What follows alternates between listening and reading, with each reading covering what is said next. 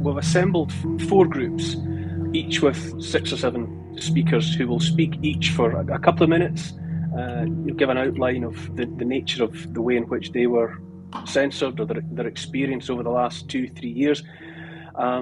The 4 groups are Group 1, which is political and global. Group 2 is vaccine science. Group 3 is about early treatment. And Group 4, representatives from the media and news gathering organisations. It's uncensored, it's free speech. But of course, the thing to remember, therefore, is that each individual speaker, anyone taking the microphone, so to speak, takes responsibility personally for any consequences of what's actually said, pretty much like you do in normal uncensored life. So the responsibility for anything said will not be with the facilitators of the event or the hosts or the moderators. We're all taking responsibility for the things that we say, which seems fair enough. So I think, Nick, maybe you had some opening remarks just to get the ball rolling. Yeah, sure, Neil. Thanks for that intro. I mean, I think it's important to remember that the evil twin of censorship is propaganda. Propaganda is the projection of essentially false notions with various aims in mind. It distills a kind of environment in which some kind of story that is false, but which suits people economically or ideologically, is projected in an effort to make it prevail. And because the narrative is false, you need to get rid of these pesky dissidents who would falsify it by raising objections, factual or otherwise. And it's hand in glove story that we deal with. Propaganda on the one hand and censorship on the other. And it's something I think that's been with us for the longest time. But in an era like ours, we are very much steeped in an environment where multiple entirely false narratives are being shoved down our throats. And the amount of censorship required to keep those narratives going is immense. And I think, therefore, that while it could be said that we've always faced propaganda and censorship, the time we're in now is a little bit unique in terms of the global extent. And where it's not global, it's at least dominant in the West. The global or Western extent of this propaganda is so extensive. It exceeds anything that's ever come before. And with it, the censorship exceeds anything that's done before. I mean, when we chatted earlier, Neil, you mentioned the sort of the breadth of the censorship was staggering to you. Maybe just give a couple of comments on that before we hand over to Group 1. Yeah, Nick, I would endorse and echo what you're saying, and rightly you remind me that what we were talking about offline, it is the sheer scale of what's going on. For me, I would say, just in terms of some opening remarks, I would say that for me the COVID adventure has all the makings of a parable on a global scale, in that it will affect everyone sooner or later, if it hasn't already done so. And like any parable, though, I think what has happened over the last couple of years, 3 years, has something profound to teach us. And I'm keen that tonight we're as broad-ranging as anyone wants to be in contemplating what has happened recently. I was thinking today, getting ready for this, about the parable that I'm sure you've all heard, or most of you will have heard, about the blind men and the elephant. which is to say a group of blind men who have no idea that elephants even exist are led into a room with an elephant in it, and each feels a different part of the beast and describes the elephant based on that experience, that tactile experience. So one feels the tail, one touches the trunk, one feels a leg, and so on and so on. And then each listens to the others describing what an elephant must be. And they come to blows because the descriptions that they each offer up are so different. And the moral of the story is that each of us humans tends to claim absolute truth on the basis of our always limited experience. And it has seemed to me for a long time that we have each had our own encounters over the last 2 or 3 years with something that's much bigger than we've even bothered to perceive or to comprehend. We've not yet felt it in its entirety, I would say. COVID is, for me, is only part of the beast. And if we could see the whole, we would realise that it's a giant creature made of many parts: medicine, big pharma, big tech, transnational corporations, governments, NGOs, international markets, banking. It's a monster of many parts.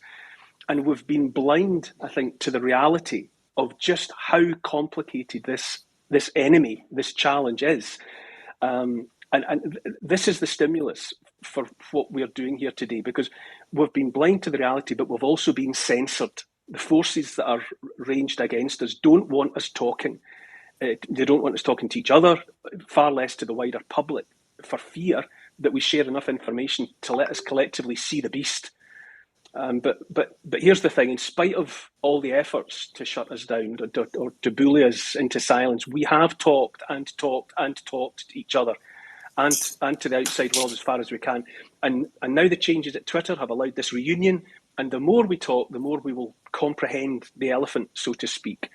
They tried to use the internet to shut us down, but just as water always finds a way, the truth always finds a way, and it's the internet, God bless it, that has also kept us connected. So I'm hoping that the conversation will range over the many ways in which people have experienced censorship. So, with that said, I'll hand back to you, Nick, and we can tee up the first speaker. Okay, our first group covers political and global aspects of censorship. And in this group, we have Jeffrey Tucker, founder and president of the Brownstone Institute, senior economics columnist for Epoch Times, author of 10 books, including Liberty or Lockdown, thousands of articles in the scholarly and popular press. Mark Changizi, American theoretical cognitive scientist.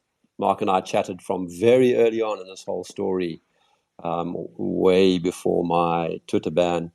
And he is known for his research on evolutionary origins of biological and cognitive design. David Thunder, a fellow member of PANDA, political philosopher at the University of Navarra. Ivor Cummins, he's a biochemical engineer, solver of problems in complex domains, and well known for his many, many videos on YouTube and his ability to remain unbanned. Congratulations, Ivor. And Dr. Simon Goddek, also a very early member of the groups. And I always feel like a kind of camaraderie with people like Ivor and Dr. Simon and Mark and Jeffrey. I remember almost 3 years ago coming across their names and recognizing that these were guys who none of us had ever come across, and we were all saying the same thing, which is very important when people independently all over the world are taking a perspective that's at odds with the sort of general narrative and coming up with those perspectives in isolation. That's strongly indicative that there's a real problem somewhere. So this is going to be a very interesting group, and I think can we Neil, can we go straight into letting people yes, give us their potted history? Yeah, I think so. I mean, maybe just take people in order as you introduced them there. Yeah. Is Jeffrey Tucker online and sure. and available? Sure. Yeah, and feel free to interrupt me. I'm going to be interested to see what Berenson comes up with this week out of the Twitter files. One of the things that's bothered me from the beginning is when did all of this began? Was the censorship set up as we moved into lockdowns already in place? Was there already a machinery in place that was designed to kind of throttle our accounts and otherwise ban us early on, or did it develop over time? It's a little confusing to me, only because I'm certain that in the early days of the lockdowns, there was a lot of self-censorship going on. And I had begun to speak out against the lockdowns, of course, from January, but then again in February. But then, the first week of March, I was screaming about the arbitrary shutdown of South by Southwest on March 8th in Austin, Texas. And I was stunned to feel as if I was completely alone within my community, right? We all had a community going into this COVID era that we had begun to sort of rely on and trust. And a lot of us in this room today had never heard of each other, right? I mean, a lot of us are just friends for the first time. And you're so right, Nick, that we all do feel a close friendship with each other. But it took a long time for us to discover each other. My community of friends all shut down. They self-censored from their very early age. And it had something to do with the feeling at the time that the country, if not the world, had gone on sort of this military-style footing. There was almost a feeling of martial law, a strong impression that we all had that if we said the wrong thing, we could get in trouble. And let's not forget that in those early times, the quarantine power of the state is actually quite powerful and capable of quarantining anybody and for any reason and any amount of people. I was aware of this, so I became actually very cautious myself. But even though I was one of the few people speaking out, now over time, for sure, and then once the vaccine came along, it became systematic and super institutionalized and very aggressive, and we have now a pretty extensive paper trail on that. But I think there's a lot to look back and discover about this relationship between self-censorship as a result of the fear that was instilled in the population at the time. And I'm pretty sure, I certainly felt it in the United States. I'm pretty sure it's felt all over the world that one wrong word and God knows what's going to happen to you. Can I jump in there and just Yeah. remind you, when I teed this up, I pointed out the relationship between propaganda and censorship. Was the fear itself not the evil twin, propaganda, deliberately, creating that kind of environment where people self-censor, and that's, That's right. my point is that these things are hand in glove. And so if the censorship wasn't necessarily preordained or pre-coordinated, the propaganda certainly was. Yeah, and it did work because we didn't really know. I mean, I remember distinctly feeling on March the 12th, as I was taking a train from New York out to Massachusetts, a real sense, not born of paranoia, but of knowledge that at any moment that train could be stopped and all the passengers put on another train and taken to a quarantine camp. That was true. And when the train landed, I remember just like hopping off the train and feeling like I was safe. I mean, this is true. You could say, well, you're a madman. I don't think so. Yeah. I mean, I knew those powers existed.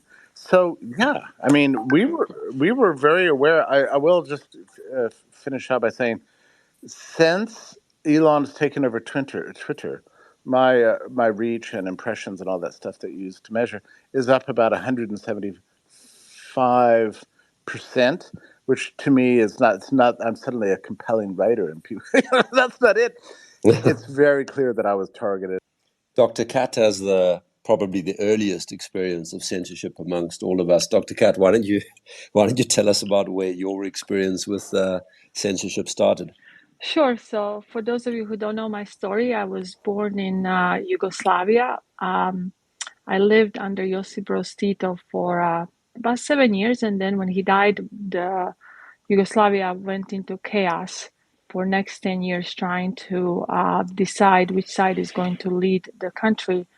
But, growing up in communism until later on when I started my journey into free life, I didn't realize that there are lots of things that I was not allowed to say, like the fact that we go to church because my dad could lose his job, or, my siblings couldn't advance on their jobs. And when it started for all of us in the States, the first thing I recognized was the fear, isolation, then bargaining, and lastly, threatening. So, the fear was seeing what was happening in China and New York. Then they told us we can go to work, to church, to school. And then they said, well, if you wear your mask, you can do this. Or you can go shopping early. Or, eventually, if you get the vaccine, you can do more things, you can travel. And then when that didn't work, they started mandating things for people to keep their jobs. So that's kind of my story in a nutshell. Lots of parallels. And we move on to Mark Changizi, one of the most interesting and eclectic thinkers that I've come across in the whole COVID phenomenon. Oh, yeah, great to be here. Yeah, I just, I'm not going to summarize the exact things that I was censored for. They were the specific things they censored any of us for, you can imagine, is fairly arbitrary. Once we were on their chopping block, they were going to look for the first excuse to get rid of us. But I wanted to mention, it's almost, I'm involved in one of the two First Amendment lawsuits against the government, Changizi versus Department of Health and Human Services, with NCLA and Janine Eunice on point, and Michael Sanger and Daniel Kotzen and me are suing. And, we hope to win, and, this would be great. But I almost think this whole fiasco in terms of free expression being hurt over the last 3 years is made less clear and less clarifying because the government is involved in violating the First Amendment. Because really, what's at stake here was much deeper than the First Amendment. In fact, we had already seen free expression really under on assault. Everybody on Team Lockdown was fully on board. NPR, every time I would listen to it, was fully on board, screaming for YouTube and Facebook and Twitter to engage in more private enterprise-backed censorship. Right? The culture had changed such that those on the righteous lockdown side were full on supporting censorship of their opponents.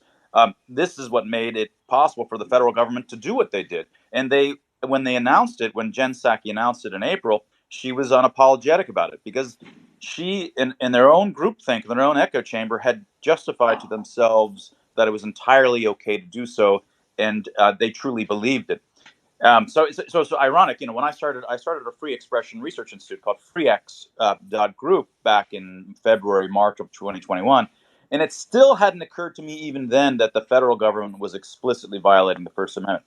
There was so much danger just from the mass hysteria and the kind of righteous in-group and hatred of the out-group and justification for censoring all of their opponents. And suddenly these people that have never cared about a private company ever suddenly had all the respect in the world for the biggest big tech social media companies and their private decisions.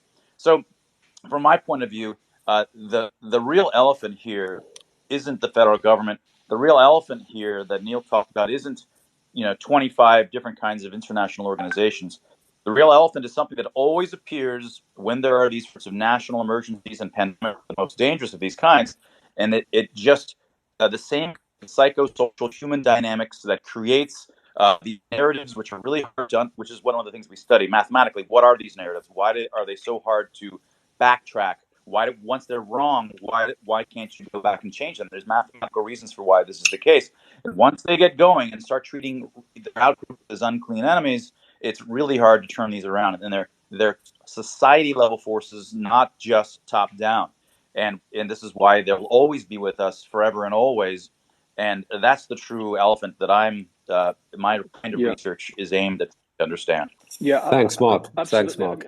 I used to, when I was at school, when I was just a kid learning about things that had happened in the 20th century, I used to wonder how on earth it was achieved, how on earth populations were were coerced into behaving in the way that they did. But the last 2 or 3 years have made it plain to me that there's an instinct from the grassroots, from the bottom up, to pay attention to neighbours and to seek to other people and to set people as being unclean and on the outside. That was a great revelation to me. But the next speaker is David Thunder. Yeah, in that case, David. Fascinating political philosopher, and he was one of the early ones to go on Twitter. His 2-minute video clips were very effective, very popular. David, tell us your story. Well, I'm delighted to be here, and I think this reunion is a very useful thing for us, for all of us, to hear the voices of other people who've been censored. Finally back on Twitter again. Why was I censored?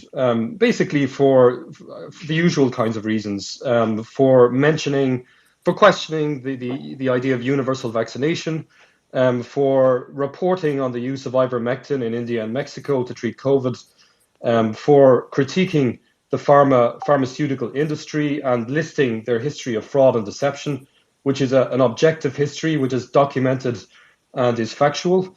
And so the 2 platforms I was suspended from permanently were Twitter and LinkedIn. I'm back on Twitter now. I'm still off LinkedIn. And also a blogging platform called Medium took me down. Well, they just took down a post for reporting on my suspension from Twitter. Now, what does this tell me? My own story, just like everyone else's. It tells me that misinformation is a proxy for basically tyranny, for tyrannical control of information. And because the way misinformation is implemented, if you just look at how it's actually implemented, the rule of misinformation, you will see that it is implemented in a completely arbitrary manner. The people who try to enforce misinformation rules, in my own case, just as in the case of all the other people here, do not even attempt to be objective, to be accountable, to give coherent reasons or an explanation of why they censored you. They just say you committed a misinformation offense, which just goes to the heart of this issue, which is that misinformation is a proxy for the abuse of power in the public sphere. And just the last thing I'll say, conscious of the time, is that the reason I got into the COVID debate was not because I love controversy. I don't particularly like controversy. But it's because I recognized from very, very early on that the kinds of restrictions, the kinds of measures that were being introduced in the name of controlling infectious disease were setting down enormously dangerous precedents and were basically putting our civil rights and liberties in jeopardy, not only at that moment, but for the foreseeable future. So it was that dangerous precedent that really disturbed me. And when I saw, the policing of exercise, the policing of park visits, the policing of household visits, etc., etc. So that's the reason I got into this. And I'm delighted, and I want to give Elon Musk credit for restoring people's accounts on Twitter so that we can have a proper debate again. Yes. I'll give him credit when he restores mine. Well, yes, exactly, Nick. And I have to say, just to say, Nick, I'm really disgusted that your account hasn't been restored. I don't understand why that hasn't been done. But I hope that as we should all put more pressure on to make sure that happens. Absolutely, I became alarmed. Personally, I don't have a specialism. I'm not a scientist. I don't come from that background at all. But I became alarmed when asking questions became, verboten, and just having the temerity to stand up and say, why is this being done? And aren't there other paths that could be taken? And that offering or requesting any alternatives or even just explanations was so quickly stamped upon that was when I became scared for the future. Biochemical engineer and problem solver, Ivor Cummins, are you there? I am indeed, Neil. Pleasure to hear your voice. So, I actually went out very early on, and in April I interviewed Tucker Goodrich, who was in charge of the risk management for Wall Street firm for SARS-1. So a really smart guy. And our interview in April showed clearly from his data that in Italy, the lockdown came after the curve had turned. But that was left up. Tucker recently said to me, I don't know how you avoided being banned. So I'll speak on that. The big thing for me happened in September 2020. I did a viral video. It hit 1.8 million views in around a week and a half. It got a half page in the New York Times. And that's when the hammer came down. Not because I was incorrect, because I recently reviewed everything I said in that 30-minute video, and I was correct on everything, for what it's worth. But I got 12 or 14 videos taken down over the following week, including that one. So basically, as David mentioned, it was not about correct, incorrect. It was nothing to do with that. It was purely political and driven from the insane machine that had been set in motion. I got knocked off LinkedIn. I got back on because I submitted the video showing how I was correct in everything I said. And then I got knocked off again, and I've never got back on. And I think LinkedIn is actually one of the worst, probably because it's owned by Billy via Microsoft and because it's a professional platform. And it's even more important for them to not have professionals discussing reality. And Twitter, I actually never got banned, and I got hardly any problems. And I'm not sure why that was the case. Perhaps by sticking ruthlessly to data with references. I'm not sure. Maybe I have a friend in there. Facebook is a joke. I've been knocked off Facebook multiple times, but I don't really care because it's mostly populated by idiots. But the whole journey, I mean, recently YouTube, just if people aren't aware, a couple of months ago, they quietly dropped a few bans or rules.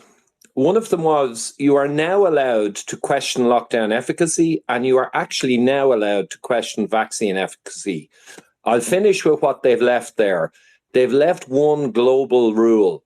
You are not allowed to compare COVID to the flu or to a cold or to question severity. And of course, they can use that rule on any video they want.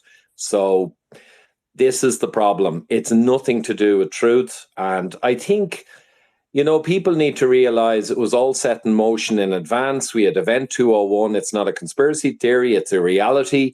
They focused heavily on censorship being required if there was a coronavirus epidemic in the next 50 years or maybe next month. And yeah, it was preordained. And the last thing I'll say is I had a friend very connected to Google and the tech companies, an IT guy, and he removed his videos in April 2020.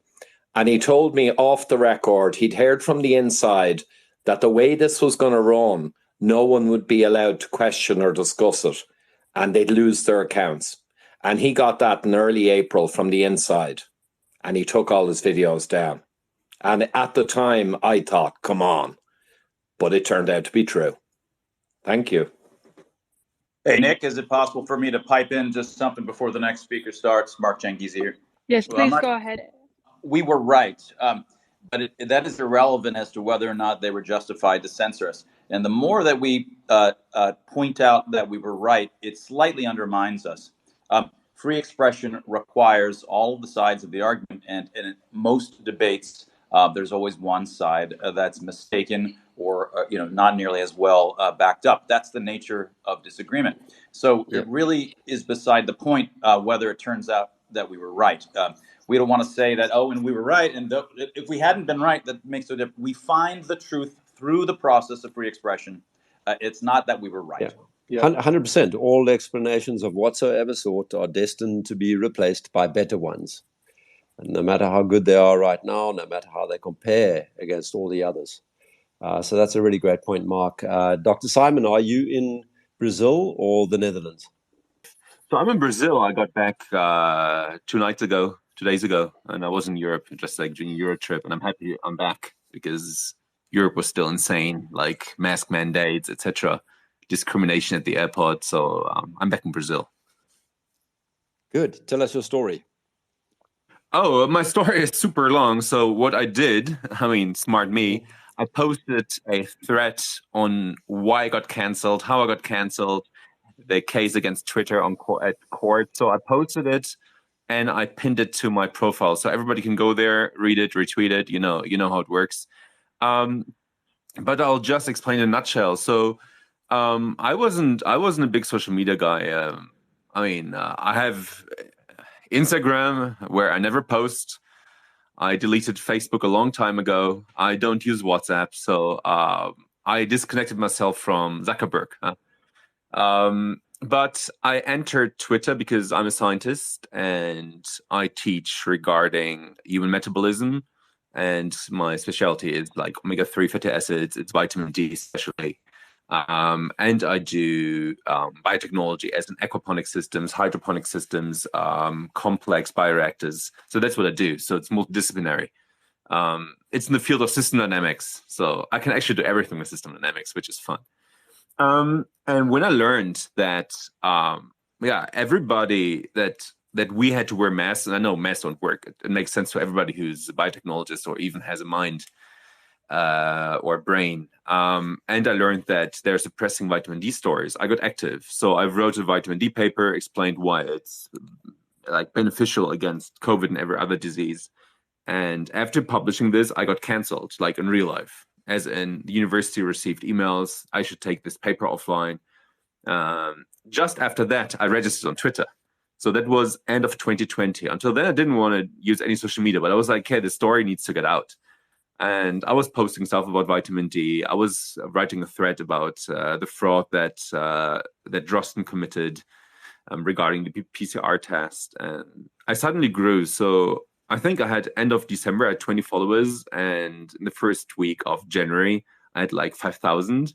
And I continued posting. I showed the hypocrisy of the politicians, of all those experts, they call them experts, these virologists, which are on TV all the time. And I was growing until I had 45,000 followers in June 2021.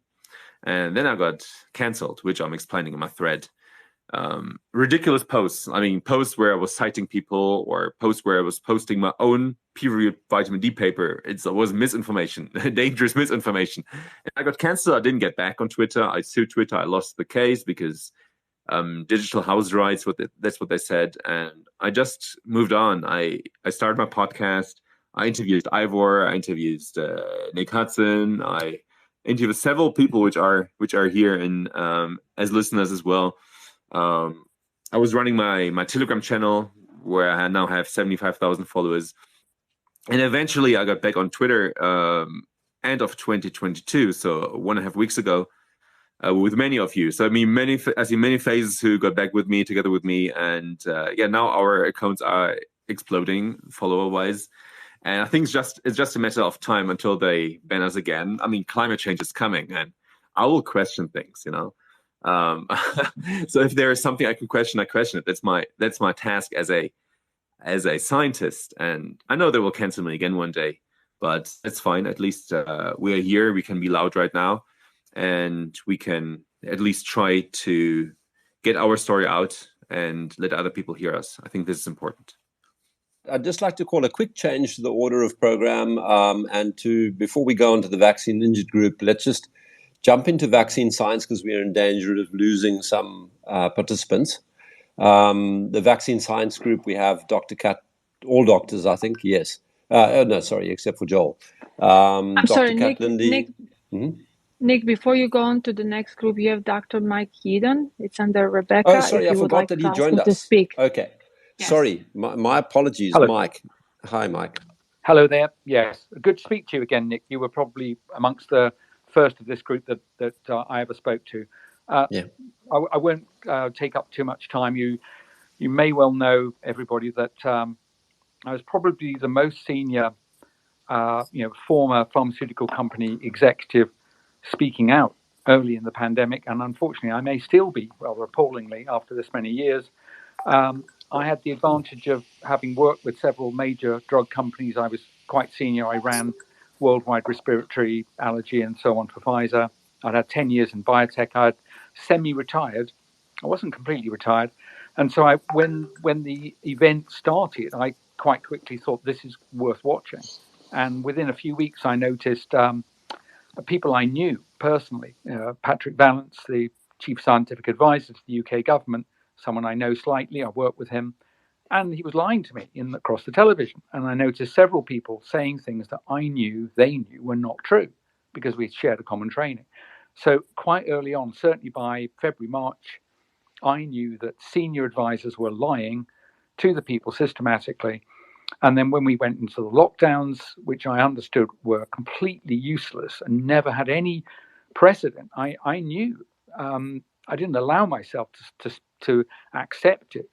But I have to say, by the end of March, I certainly could have concluded that we were subjected to what I think intends to be a totalitarian takeover, which will break the economy, introduce vaccines, and I know I'm controversial, but I still think they're going to kill almost everybody. That's a logical inference from where we were in the third week of March. I didn't say any of that stuff, but I chipped away at PCR tests. The Drosten paper was one I went after. But really what changed for me was in the late summer, a guy with his pseudonym Alex McCarran voluntarily contacted me. A former BBC journalist came and took a video of me in my motorcycle shed, and that went several million-fold. And around that point, the attacks on any forum I was on became personal and intense. And I'm not particularly robust, frankly. I don't really care what other people think, but nobody likes to be personally attacked, which is what they did. And the real denouement was when Dr. Wolfgang Wodarg and I, before any so-called vaccine had emergency approval, we issued like a 20-page sort of demolition of the design of these things. And the ceiling fell in on me. Within a week, the BBC had personally named me on radio and traduced me.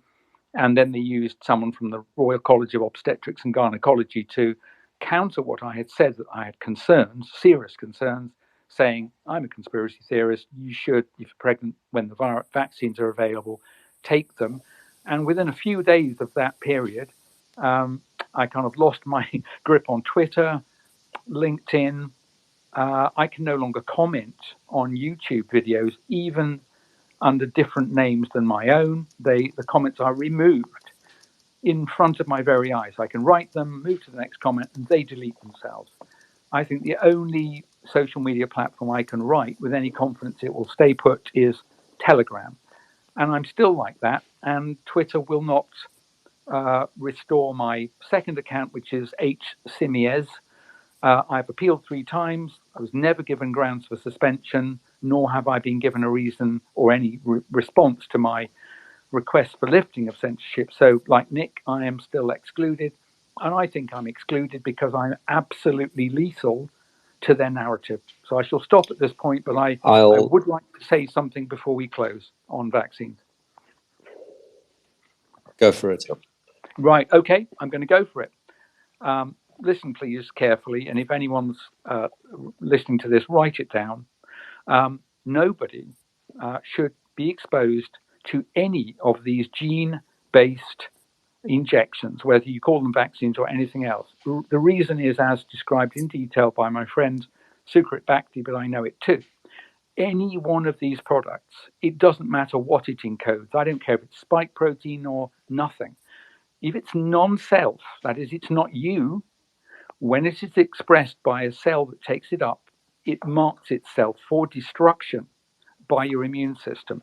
And that is what will happen. Now, if this material lands in your heart, you will get myocarditis or a heart attack. If it lands in your brain or spinal cord or peripheral neural system, you will get one or other of neurological conditions. If in your pancreas, insulin-dependent diabetes, if in your ovaries, infertility, if in your pregnant uterus, prematurity, or stillbirth. Do you get the point? It doesn't matter what they claim for them. Every single example.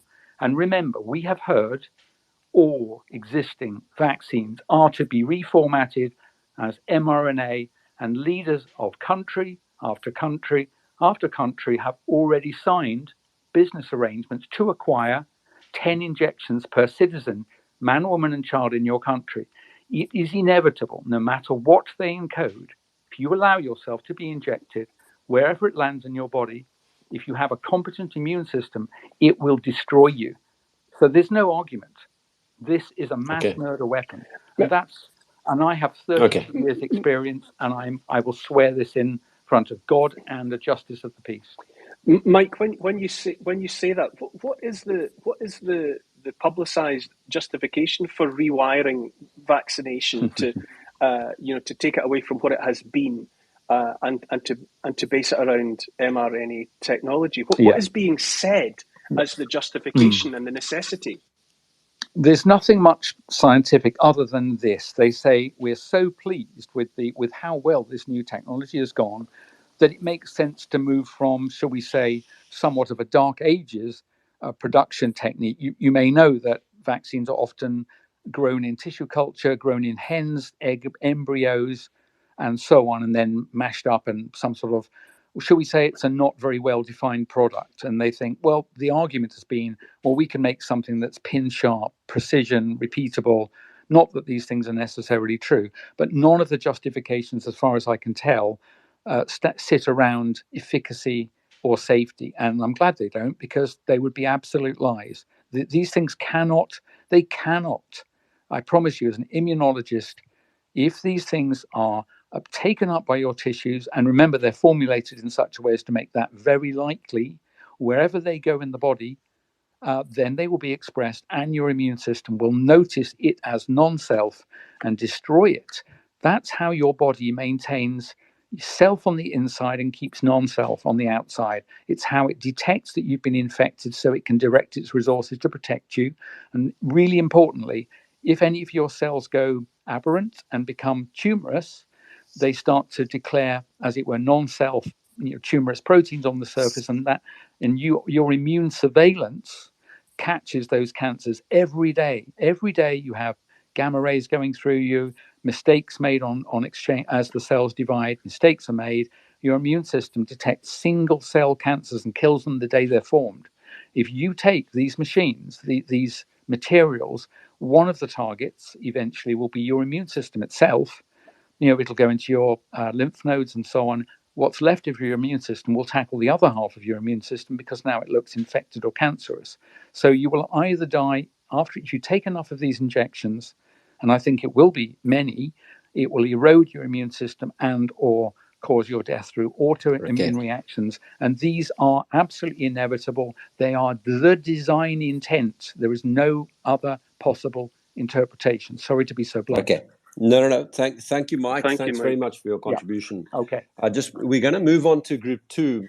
And we're trying 100%. to find all the next group. It's going to take a few minutes. We already have with us Dr. Robert W. Malone. Let's start there then. Hello, Robert. Are you with us? Hey, Nick. I'm just keeping my mic off so you don't hear the background. Very good to be chatting again. I've had the pleasure of spending 2 extended periods with Robert, and found him to be a very thoughtful human being, a person who listens and who is prepared to change his mind, and also a person who comes up with some astonishing flashes of insight. Robert, you have been the target of some incredible censorship.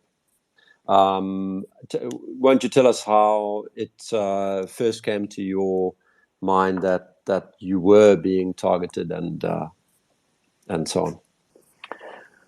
Okay, so there's been a series of events as I look back over time, and the earliest one, understanding that I've been intimately involved at the interface of government and industry in response to outbreaks for much of my professional life.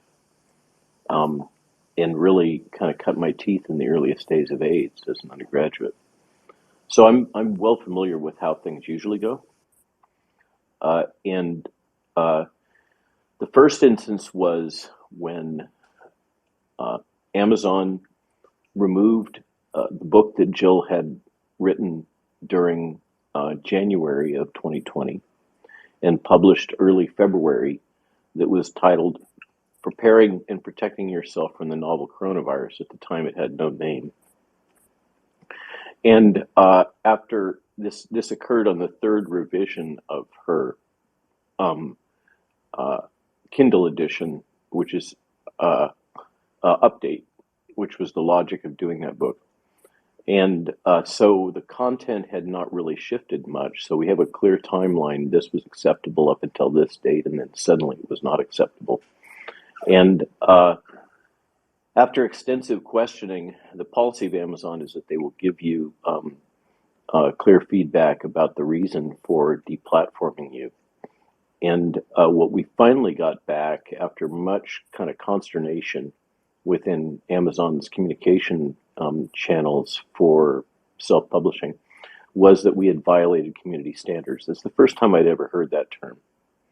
The next in the timeline that I noticed was when my IP address was specifically blocked by the New England Journal of Medicine and JAMA and PNAS, as I recall. And that raised some kerfuffle. Fox News made some inquiries, and suddenly the problem was, quote, resolved. Of course, it could have been easily avoided by using a VPN, and I had no problem circumventing it, but it was just petty. So that data point. And then in terms of the serious stuff, I had deleted my Facebook account historically quite a long time ago because basically it was burning up too much of my time. And it was mostly horse stuff anyhow. We've maintained a horse Facebook account because that's how we sell farm product. And we noticed as things were progressing, I was posting preprints on various preprint servers of the work that the DoD and I and other physicians were doing in repurposing drugs involving famotidine, celecoxib, and ivermectin, particularly famotidine and celecoxib. They would immediately get, if my wife posted anything about our work, including when the original famotidine mast cell hypothesis paper was published, it would immediately get removed or clearly shadow banned. It would get no responses, whereas any of other posts would get quite a bit of circulation on Facebook. We have a considerable Facebook footprint. So it became over time where just the mention of my name was toxic for anything on Facebook. Then probably the next key data point was that I can remember was the Brett Weinstein Dark Horse podcast with Steve Kirsch that hit 1 million. We all three of us were cognizant as we started that podcast that there might be blowback. And Brett, of course, was on the threshold of being demonetized, something that would have a huge impact on his family because he'd already lost his professorship over a wokeism issue. And Brett came out, as usual, quite strong about ivermectin. I said the things that I said about the jab and about the politics and about what was going on in the government. And in fact, he did get demonetized after about 1 million views of that one. And the explanation was exclusively around the statements that he made about ivermectin. The things that I said about the jab and the regulatory aspects, none of that appeared to cross a line according to the censors at the time. I was deplatformed from LinkedIn twice, kind of arbitrarily without warning. In both cases, Steve Kirsch, who has a network of colleagues, contacted a vice president at LinkedIn that he knew and explained that everything that I had said was valid and supported by fact. And if anybody had a right to speak about these things, I did because of my background and training and history. And at one point, I received a private email back from this vice president, who I'm going to respect his anonymity, apologizing and stating that LinkedIn didn't have the necessary qualified personnel to be able to evaluate the factual basis or lack thereof of any statements I was making.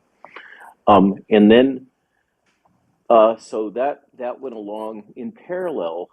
Remember, I'm working very closely with Defense Threat Reduction Agency on multiple contracts worth hundreds of millions of dollars that I've helped capture for repurposing drugs. And what we encountered is really quite a high-powered, very qualified team, a bunch of old fart seasoned veterans in drug development and regulatory affairs.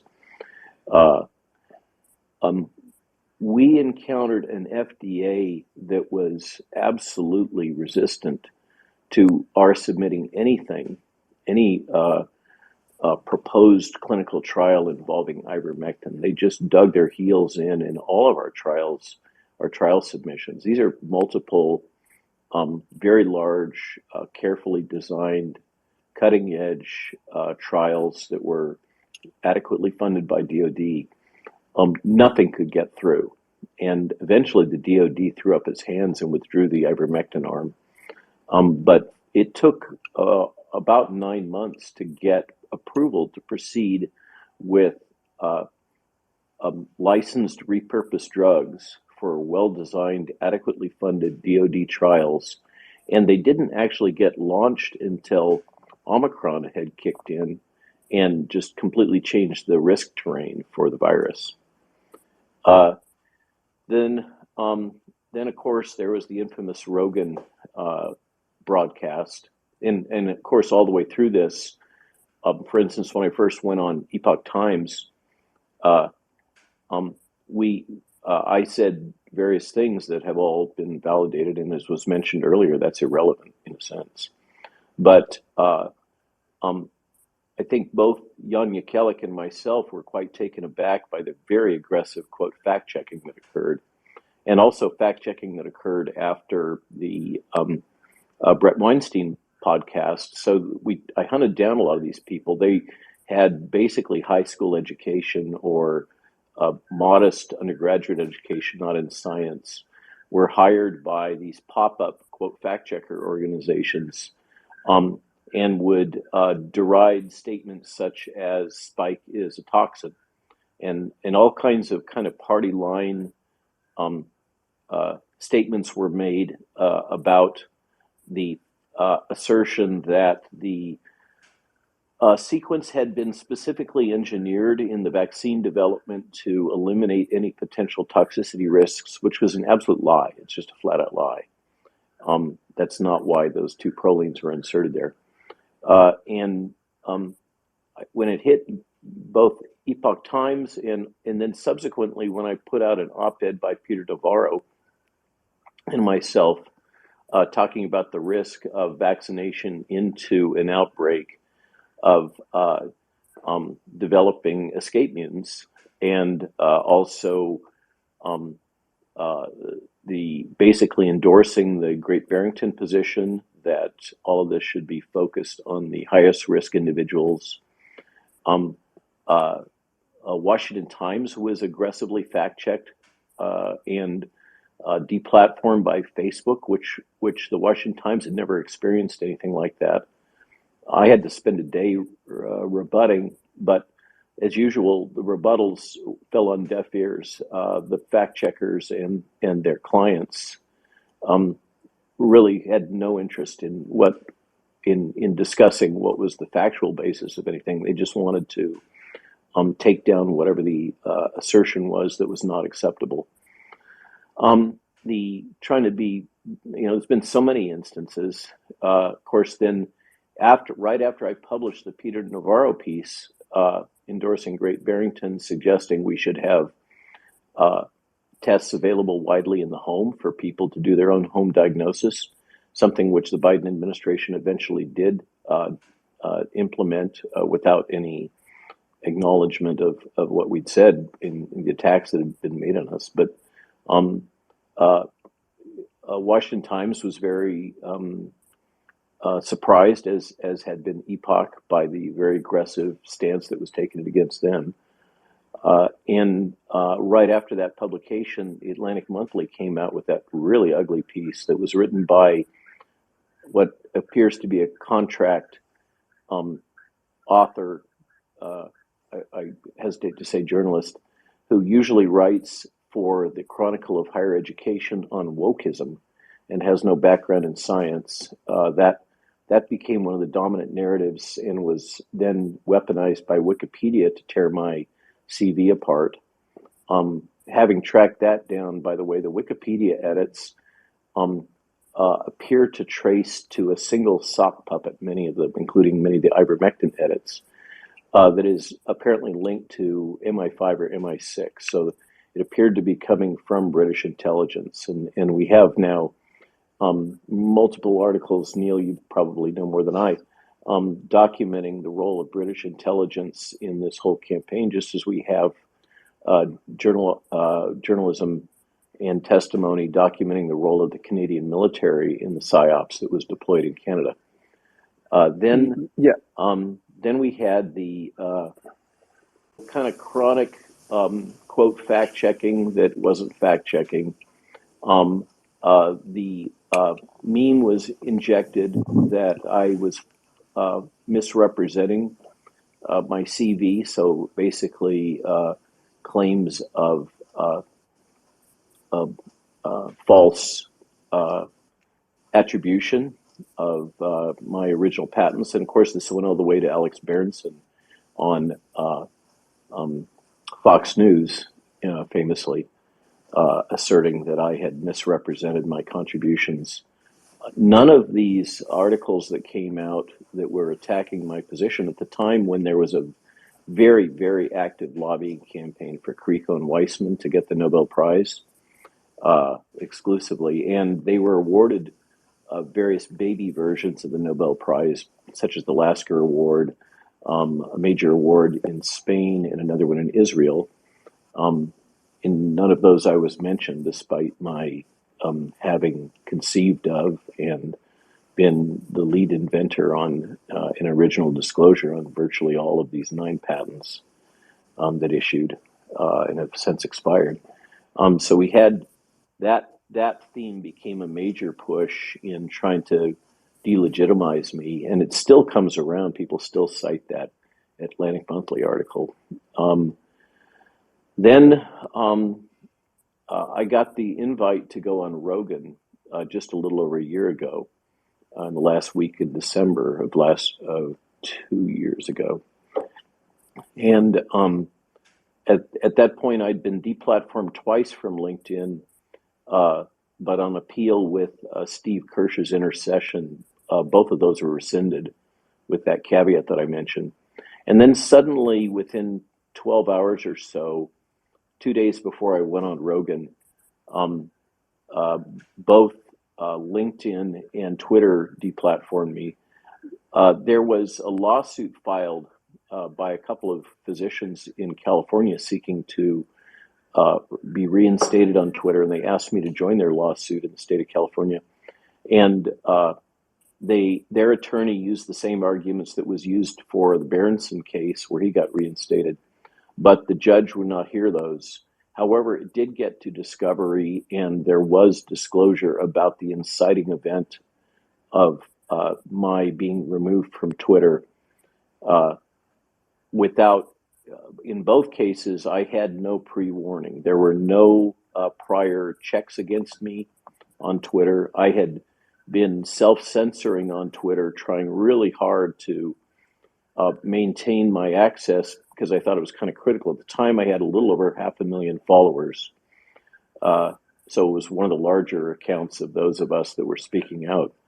And so I felt an obligation to self-censor in order to at least maintain that access to information. And the justification that was cited for this abrupt deplatforming was that I had reposted a video from the Canadian COVID Care Alliance of questioning the safety and efficacy of the Pfizer product on the basis of the clinical trials that had been performed. And in reviewing, I think any of us go back to the Canadian COVID Care Alliance video that they put together regarding those data and the analysis. I still don't see anything there that was flawed. It was one of the most technically accurate and clear assessments of the malfeasance that occurred in that trial that I've seen to date. But that was what was cited as the inciting event. But the oddity was that this all took place 2 days before I did my Rogan interview on both platforms. LinkedIn, I've appealed, and they say this is a permanent ban. They absolutely refuse. Twitter, we sued, and after the discovery, the judge threw the case out, didn't see the merit of the arguments that had been made for Berenson. This is in the state of California. And we were faced with an anti-SLAPP case against us that would have cost us over $1 million, or signing an agreement that we would not ever request access to Twitter again, or use any other shadow accounts, etc. So I just kind of wrote Twitter off. Of course, the Rogan hit happened, and that generated a huge response, particularly these words that I uttered: mass formation, psychosis, which generated, as Steve Kirsch documented, real-time manual editing of search results on Google to remove links to my prior speeches about this and the prior podcasts of Matthias Desmet, and substitute a podcast critical that had, at the time, maybe 50 prior views. Google denies that they did this, but Steve Kirsch caught it in real time, and that can be readily found. So this continued on until the present, when, as with many of us, just to recap, we had one of the members, the great signers of the authors of the Great Barrington Declaration, invited into Twitter, and by Musk, and suddenly that following Thursday, about 10 o'clock, my account and that of Peter McCullough got flipped on, without any warning, any submission of request or anything like that. At the moment that happened, I was at about 480,000 historic followers, and I'm currently, it took off, and let's see, what is it currently? It's at 877,000 and climbing. So that's a brief. I hope that kind of covers the landscape. Multifaceted, multi-channel, coordinated, repeatedly attacking me, my personal bona fides, and along the way, there's been attacks by Rolling Stone, New York Times, Atlantic Monthly, Washington Post called me a liar, and then also this new phenomena of attacks from folks that we would have thought were on our side, that are all wrapped around the logic of me being a, quote, controlled opposition or a deep state member, and the emergence of people that are pretty well documented now as infiltrative disruptors that are pushing a lot of these narratives. So the strategies seem to become more sophisticated over time. Over. Thanks very much, Robert. Gal, go with your question. I'm actually afraid to ask it now. I'm sorry, I didn't mean to cut you before. I was just curious to know, well, first of all, I'm from Israel. We met a while ago in London in a convention. I don't know if you remember. And I was curious because I remember that the Ministry of Health in Israel just started a war against Dr. Malone. Just so. And how was that situation going with you? Did you react in some way, a legal way, or what is going on with that? Because we had a blast here. Yeah, no legal action. I was very grateful for my supporters in Israel. Of course, there was senior scientists there that were strongly backing the financial awards that were given to Carrico and Weissman. And so that became part of the narrative that I was basically a case of stolen valor that I was trying to establish. Similar things happened in Spain, and you'll recall that part of what prompted that was this little short video I like to call my hostage video, in which I warned parents about the risks to their children and warned them that they would be alone in bearing the burden of any adverse events, both psychologically and financially, that may occur to their children. And I spoke about the potential adverse events to brain, heart, other organ systems, reproductive, etc. And that apparently got quite a bit of traction in Israel, and seemed to have provoked this strong response.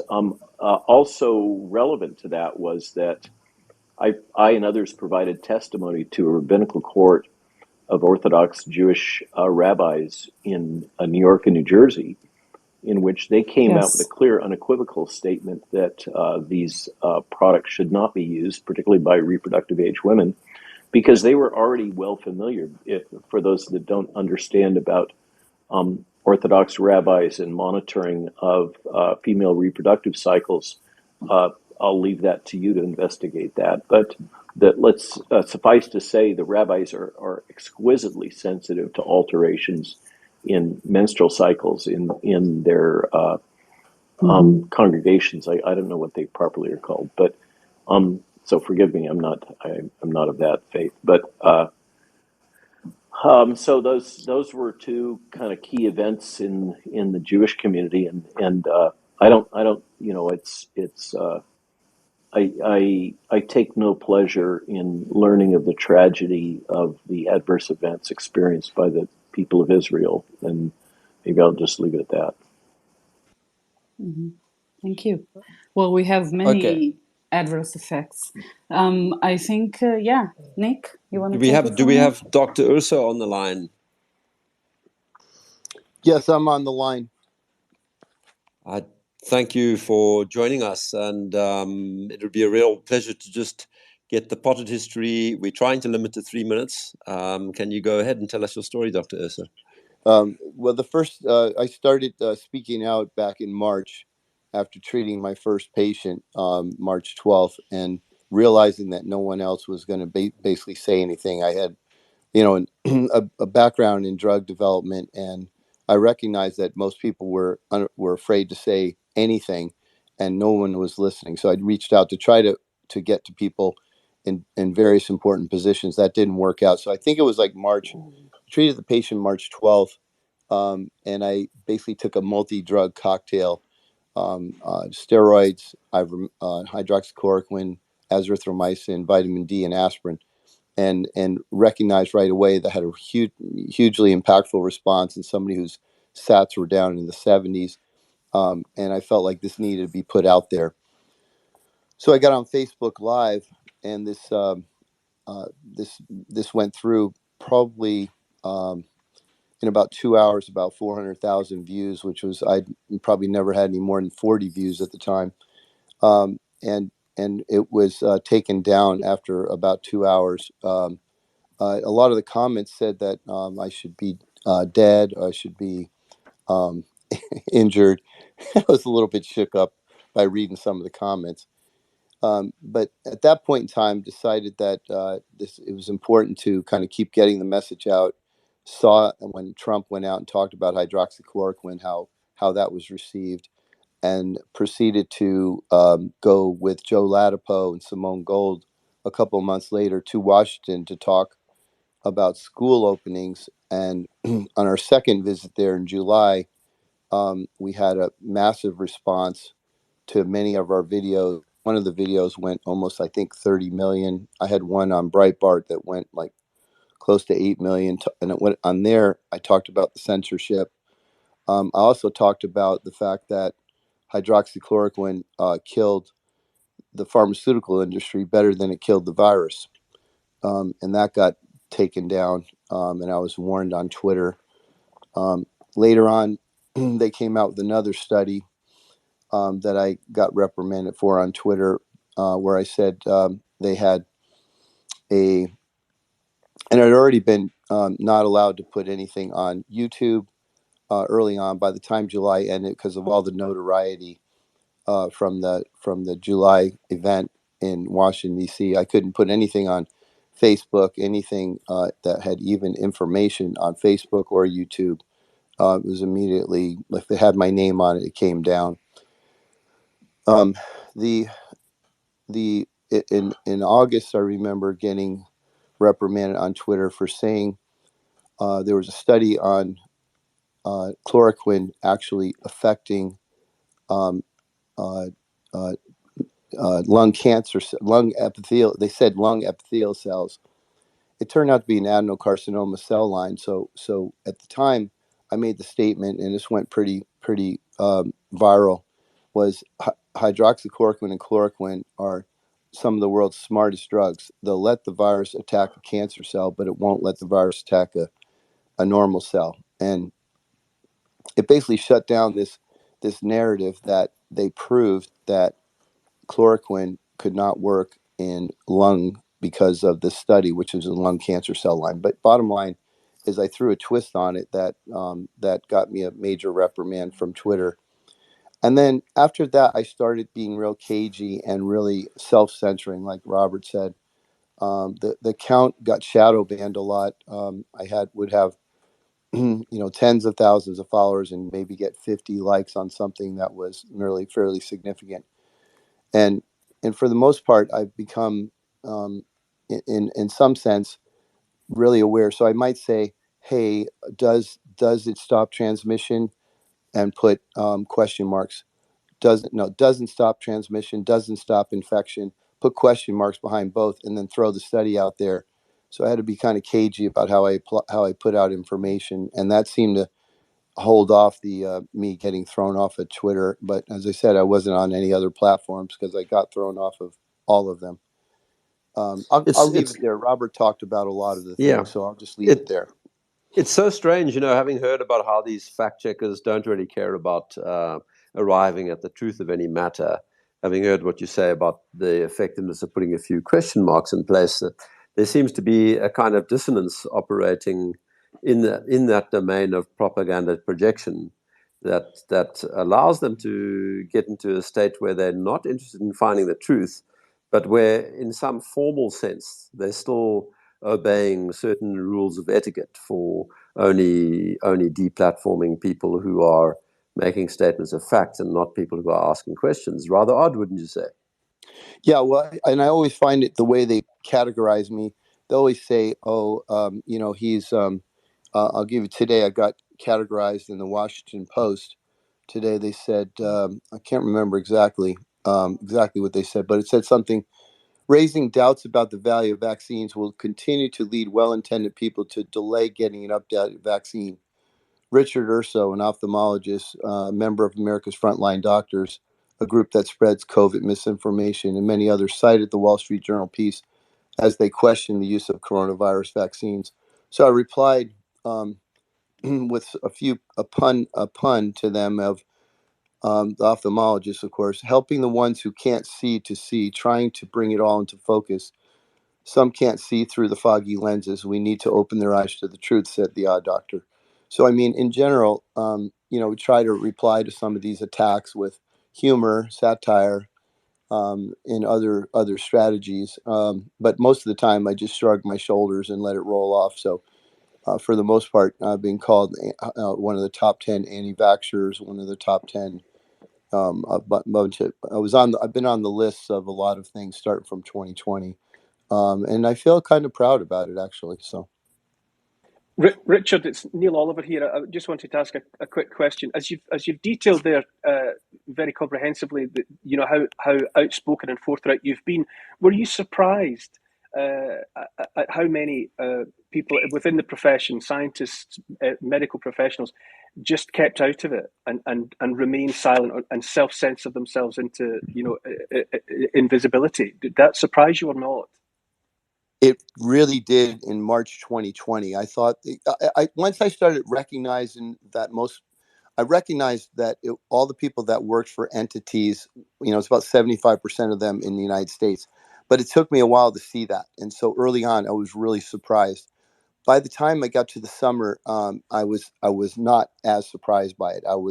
I recognized that they couldn't speak out. And the worrisome thing for me was sometimes there were a lot of people with real anger that that we were not following the rules. And so, to Neil, the one thing that really, really, really bugged me was the lack of people acknowledging that we can mitigate the damage. So I just never could understand how we couldn't like hypertension. We don't cure it. We mitigate damage with antihypertensives. In COVID, there's obviously going to be inflammation that second. Anti-inflammatory drugs and in the antithrombotics for the potential blood clots and the respiratory compromise with drugs that were for asthma. So I never could understand, and I would always say, how can you say that I would step to the side and say it's safe to use these drugs here and unsafe to use them outside the hospital. It doesn't make any sense. It's absolutely absurd. We've never done that. Yeah. But people would just ignore that statement and said, "Oh, it needs to be in a hospital on label thing." I go, these are on label for inflammation. These are on label for blood clotting. These are on label for respiratory demise. Talking about attacking the virus. We're talking about on label uses for mitigation of damage. And that usually got people pretty shut down most of the time. But it was a shock for sure. Yeah, what has struck me, it's not in any way limited to the medical profession or scientists. It struck me from the beginning that if everyone had just shown solidarity within their own professions or whatever, and had all stepped up to stand beside whatever individual had been outspoken, if there had just been that kind of uniformity, that kind of solidarity, we could have nipped the censorship in the bud. If it was the way in which people were left alone as tall poppies that facilitated the cutting down of those lone voices. If everyone had just spoken at the same time, we could have, this situation would never have evolved. And I just want to comment on that, Neil. One of the things that happened, they made it really clear that if you didn't follow the rules, you might not only lose your license, but you actually might be liable for criminal mischief. And let me explain that. Yeah. In Texas, they said, if you were short of masks, I don't know if you remember that early part, there was no masks available back in March, April. And what they said was, if you're going around wearing a mask and you're not in the hospital, you're interfering with a public health emergency and you might be criminally liable. And they let that out there into the community. So a lot of people were just, wow, no, I'm not just going to lose my license. I might get thrown in jail for a criminal mischief. And that really scared people. Yeah, yeah. There are two features of humanity which I have really struggled to come to terms with when I look at what has happened here. The one is the extent to which people are credulous, and I don't think I need to say anything to elaborate that. And the other is the extent to which we are essentially surrounded by cowards. Because as to your point, Neil, it would not take many to back up a brave person like Dr. Urso. Absolutely. Just one or two of the colleagues who'd known him for since university days, one or two of his colleagues at a hospital, whatever. It wouldn't take a very large minority speaking out to make it very difficult for the other side to say, we're not listening to any of you at all. Yeah. But you had Lone Ranger, Dr. Urso, and Lone Ranger Neil Oliver. But it's that idea, Nick, that the single stick is easily snapped, but the bundle of sticks, is unbreakable. Right across the piece, whether there were criminal threats of criminal prosecution or whatever, none of it would have been possible. It was divide and conquer all the time, and in every walk of life, where people had just gathered together in relatively small groups around an outspoken figure, then the possibility of taking that person down, there's not enough jail space, there's not enough prison cells. If thousands of people had just stood up in their various professions across the board and said, no, listen to this person, this is perfectly legitimate comment. Yeah, 100%. Is Dr. Lynn with us? Dr. Lynn Fynn? I am here. Please, Dr. Fynn, enlighten us You have had a very, very long story. I don't know how many Twitter accounts I watched of yours come and go, how many direct message boards I was on with you until my untimely banning and our subsequent disconnect. But it's been a long road for you. Well, you can say I'm tenacious, right? 100%. Well, I'm going to refer back to what Nick was speaking about in the first hour. They coordinated this so well that they started earlier, prior to COVID. And I have to think that they were anticipating having to take this full force as far as censorship goes. My first bout of censorship occurred before COVID. And I'm a cyclist, and I used to race all over the world. And I have a lot of friends in the cycling community. And there was a philosophy professor, adjunct professor, that did not make the men's time trials.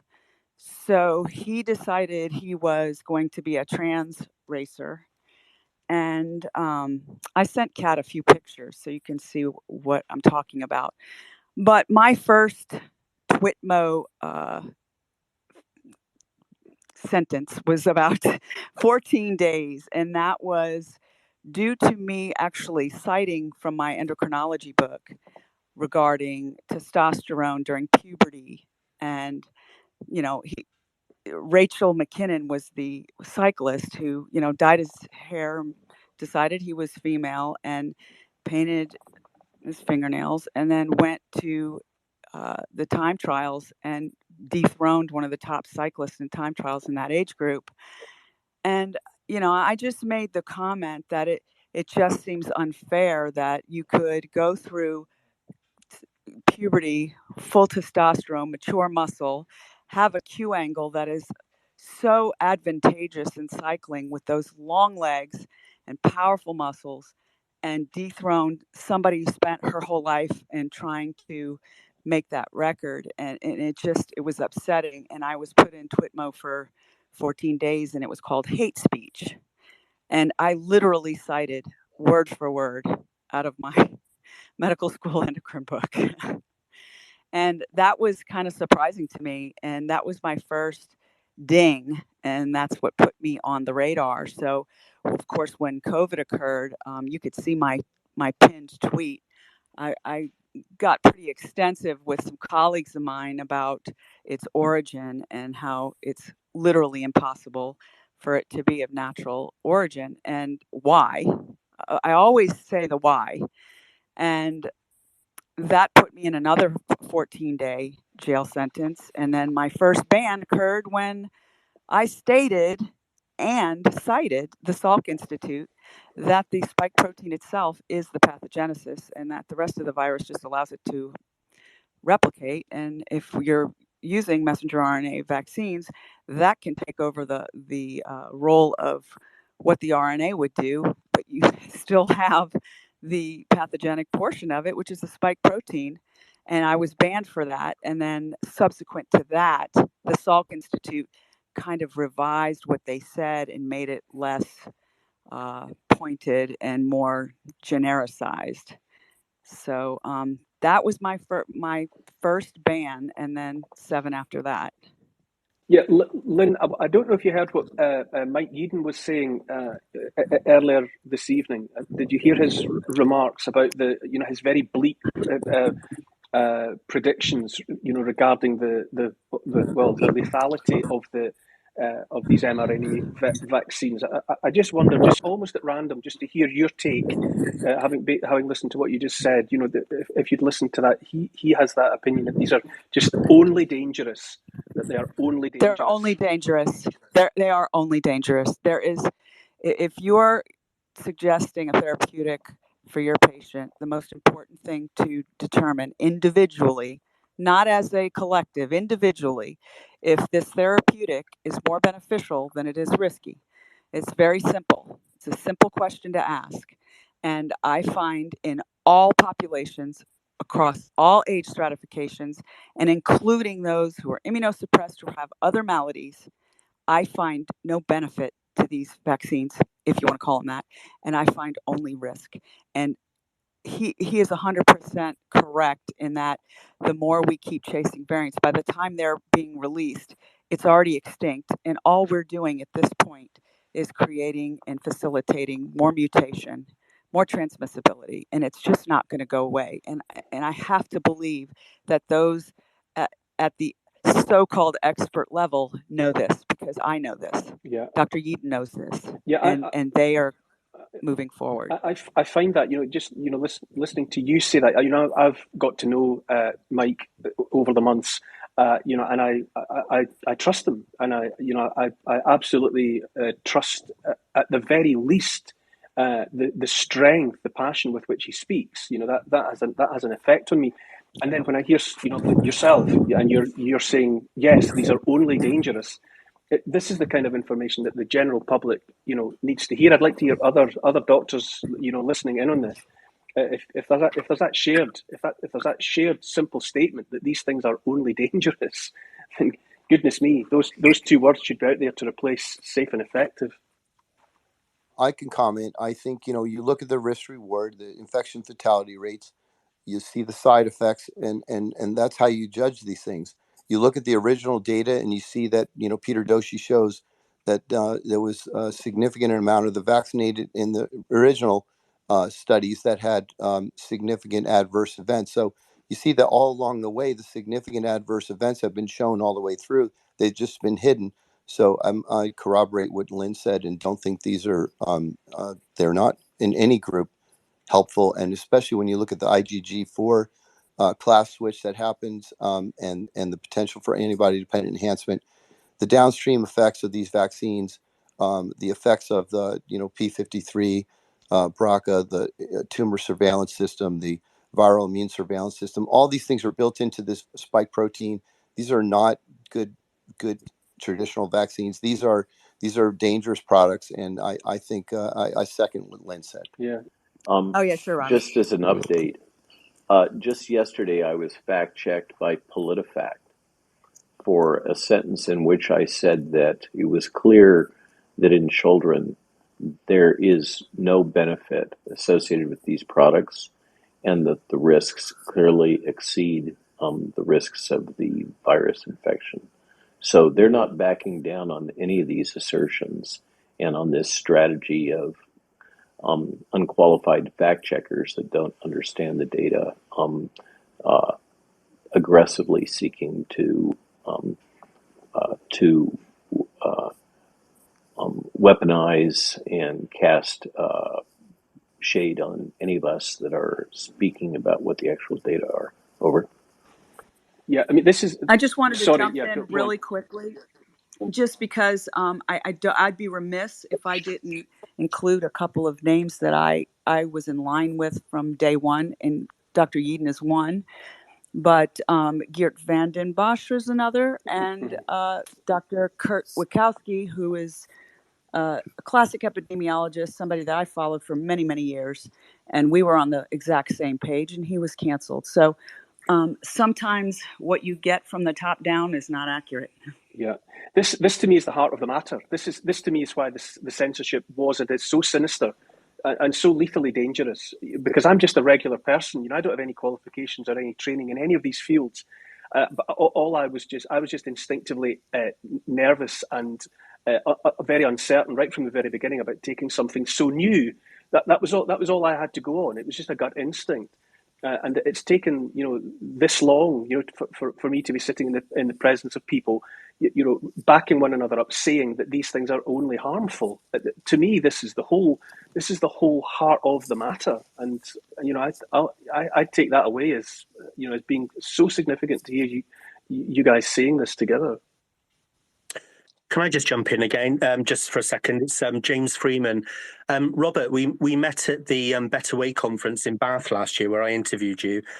At the time, we were kind of talking about sort of the WEF and the WHO working in tandem, and we were kind of exploring why they might be going about all of this. And you mentioned the depopulation word. I'm just wondering where you sit on that now. Same place I sat then. I try really hard to stay within the guardrails of things that are documented, and remind people that I cannot read minds, so I can't know what hidden agendas are or what individuals' intents are. There's no question that there is rich documentation in, frankly, most of these transnational organizations of a assessment and expressed desire to reduce the burden of human population on the earth. And this goes even further in some cases to explicit plans. However, I have not found any clear documentation that in the case of these products, that was an expressed intent. And so one can only infer, and I don't do that. That said, perhaps in part because I've always tried to take a balanced position despite the accusations, I have been approached by some very senior aides in the Senate who have significant additional information about government documents, which are not publicly available, that speak to a variety of agendas that have not yet been disclosed. And so I may find myself modifying that position when I see the actual documents. But at this point, I haven't seen anything that says to me that Pfizer or Bill Gates or Harari or Klaus Schwab or Tedros or any of the others envisioned, or the senior scientists at the Vaccine Research Center envisioned that this would be a lethal bioweapon. I frankly object to that language that's often bandied about without any clear evidence to support it other than inference. I think this is very dangerous, and it will be weaponized against us as these things often are. So I just don't go there. I hope I've answered your question. Yeah, thank you, Robert. Thank you. Yeah, can I tag on to Robert? I think the inference is a simple one. The distribution of lipid nanoparticles is well known prior to this rollout. They definitely go to brain, heart, bone marrow, adrenals, and, as was shown, ovaries. Ovaries have lots of ACE2 receptors. They're going to cause inflammation. The very thought that someone wouldn't think that it might affect fertility is absurd. Over. To go down that road, we have to dive into issues of the groupthink that happens in pharmaceutical industry development. And I know you're well familiar with that, as are many others here. And I caution that what we may have observed and encountered and been subjected to may well be the consequence of a form of blindness due to self-interest and silo organization within pharma and within the government, so that very few people are aware of the full scope, and they all kind of sit within their own little silos and think about the things that they're supposed to think about and not talk about other things. I think that what has transpired personally is that it wasn't until there was some folks coming in from the outside, and perhaps you're one of those, looking at the whole sum of what was transpiring, that we're able to assemble the pieces and break through the cloud of the propaganda, et cetera, that we were all subjected to. So good on you for having done it. But it is possible that people were so siloed that they didn't question what was transpiring, and they didn't really question the safety and effectiveness. They just kind of went from day to day, following orders, and thinking that they were responding effectively to a public health crisis. That is an alternative explanation. Over. Yeah, and please let me address that. I agree with you, Robert, very much. My point being that the top scientists had to know. There maybe many others did not, but the top scientists who had worked with lipid nanoparticles would be very familiar with this, and so there were people who had to know. So I agree with you. That's why you've never heard me say it's some kind of a population agenda thing. I just have never gone there either, because I don't have any facts to that record, to say that. But I actually feel very comfortable saying that I know top scientists that are in this field that helped develop these had to know in some sense that it might have an effect and should potentially been carefully looked at. If I can jump in on that, there's documentation showing that the lipid nanoparticles were used in the past for targeted treatment, carrying chemotherapeutics to brain, astrocytoma, etc. That said, it is known that a cationic lipid will readily pass the blood-brain barrier as well. Did they not think that something that's carrying the code to make spike protein wouldn't pass the blood-brain barrier where antibodies fail to pass? So here you have brain pericytes potentially making massive spike protein and no way to mitigate it. Perhaps why we're seeing so many maladies and neurodegenerative diseases. I don't know. It's just me, but I would feel that the top scientists should know this. Quickly check, is Patrick Phillips still in the room? I'm here, yes. Patrick, you and I share the distinction of still being banned on Twitter. Are we hotheads, more extreme even than the people who've been speaking before us, or was there something particularly dangerous about what you said? I actually don't entirely know what I said. I can tell you for sure that I didn't hold back. I'm still, this is a new account that I started after Elon Musk took over, but I'm not entirely sure what it is. What was the infringement that got you cancelled? So I don't know what the final one was. They wouldn't tell me. I asked multiple times. I know one of the infractions was for sharing a video of Dr. McCullough talking about myocarditis as an adverse event from the vaccines, and that was one. I think that was my second to last one. To be honest, I was kind of surprised because I'm not a like I said, I don't really hold back on Twitter. I kind of speak my mind. But to be honest, like those are some of the more mild ones that I put out there. I think another one might have been, because I speak about politics and other things as well. Some of it was about Jeffrey Epstein or other things that went viral. I think, yeah, there was that one. And then I think I also spoke about and retweeted about Hunter Biden's laptop when that came out, and that got me one of them. So what tended to, I honestly think Canada wasn't really big on their radar about COVID. Some of the things did, but it seemed to be retweets of things that went viral in the States. That seemed to be their priority, and that's what eventually got me taken down. I was surprised because I could get away with saying a lot for almost a year on Twitter. But it was just some of those things that I retweeted that went viral in the States that they seem to just dock everybody for. Yeah, and it's bad where I was banned for retweeting somebody who was not banned. Yeah.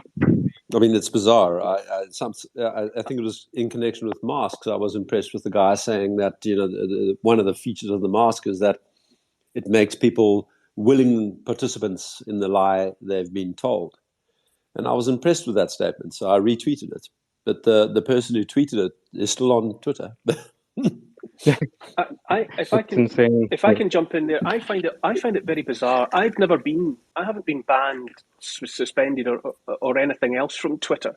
And and I have over the time I have said certain things, and I have certainly retweeted.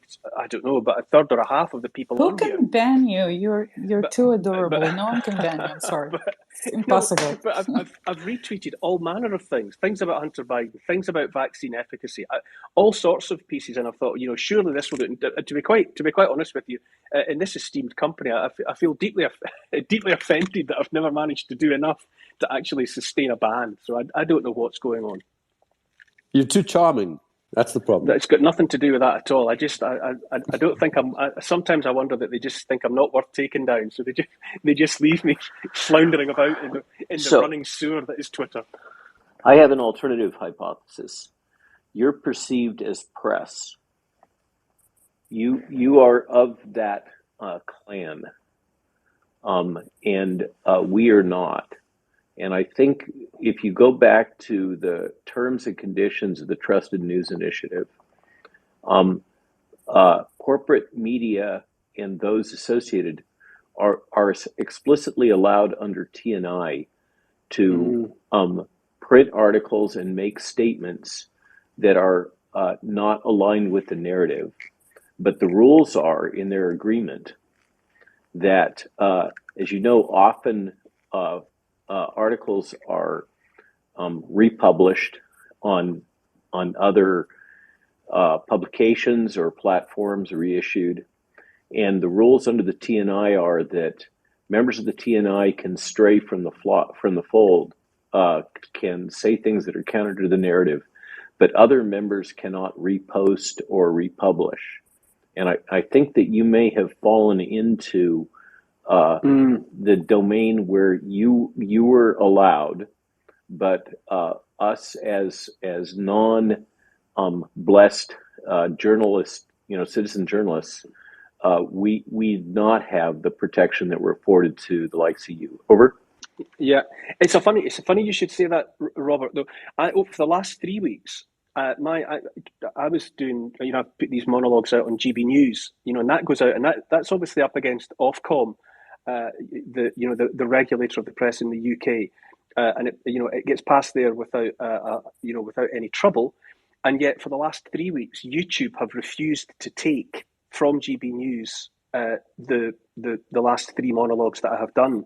And I've been talking about questioning all the things I normally question, vaccine efficacy, and a whole swathe of other statements that I've made. But the last 3 weeks, YouTube won't carry it. Now, that is a kind of censorship. But yeah, but I take absolutely what you're saying about the journalist get out of jail free card. I was just going to say, just because Twitter has changed their policies, I see no sign that any of the other channels have. Over. I think Joel is with us. Joel, are you there? Joel, yeah, I'm here. Yep. Tell us your story, Joel. Yeah, I'm here. Yeah, great. Thank you. I just want to pick up on quite a few things that have been said a little while ago, actually, when Nick was introducing the group about an hour ago, and he said that I was the only doctor. Which I think is actually a good point to make, that there is actually another form of censorship that's been going on, and it's not necessarily just on the one side. And I've written about this in my Substack. There is this thing called credentialism, where if you have the right credentials, then your voice is heard, and if you don't, then you're either dismissed or even worse, you're discredited. And there was memes about this in the early days. What do you know? You're not an epidemiologist, which is kind of strange because most people had never heard of an epidemiologist before sort of March 2020.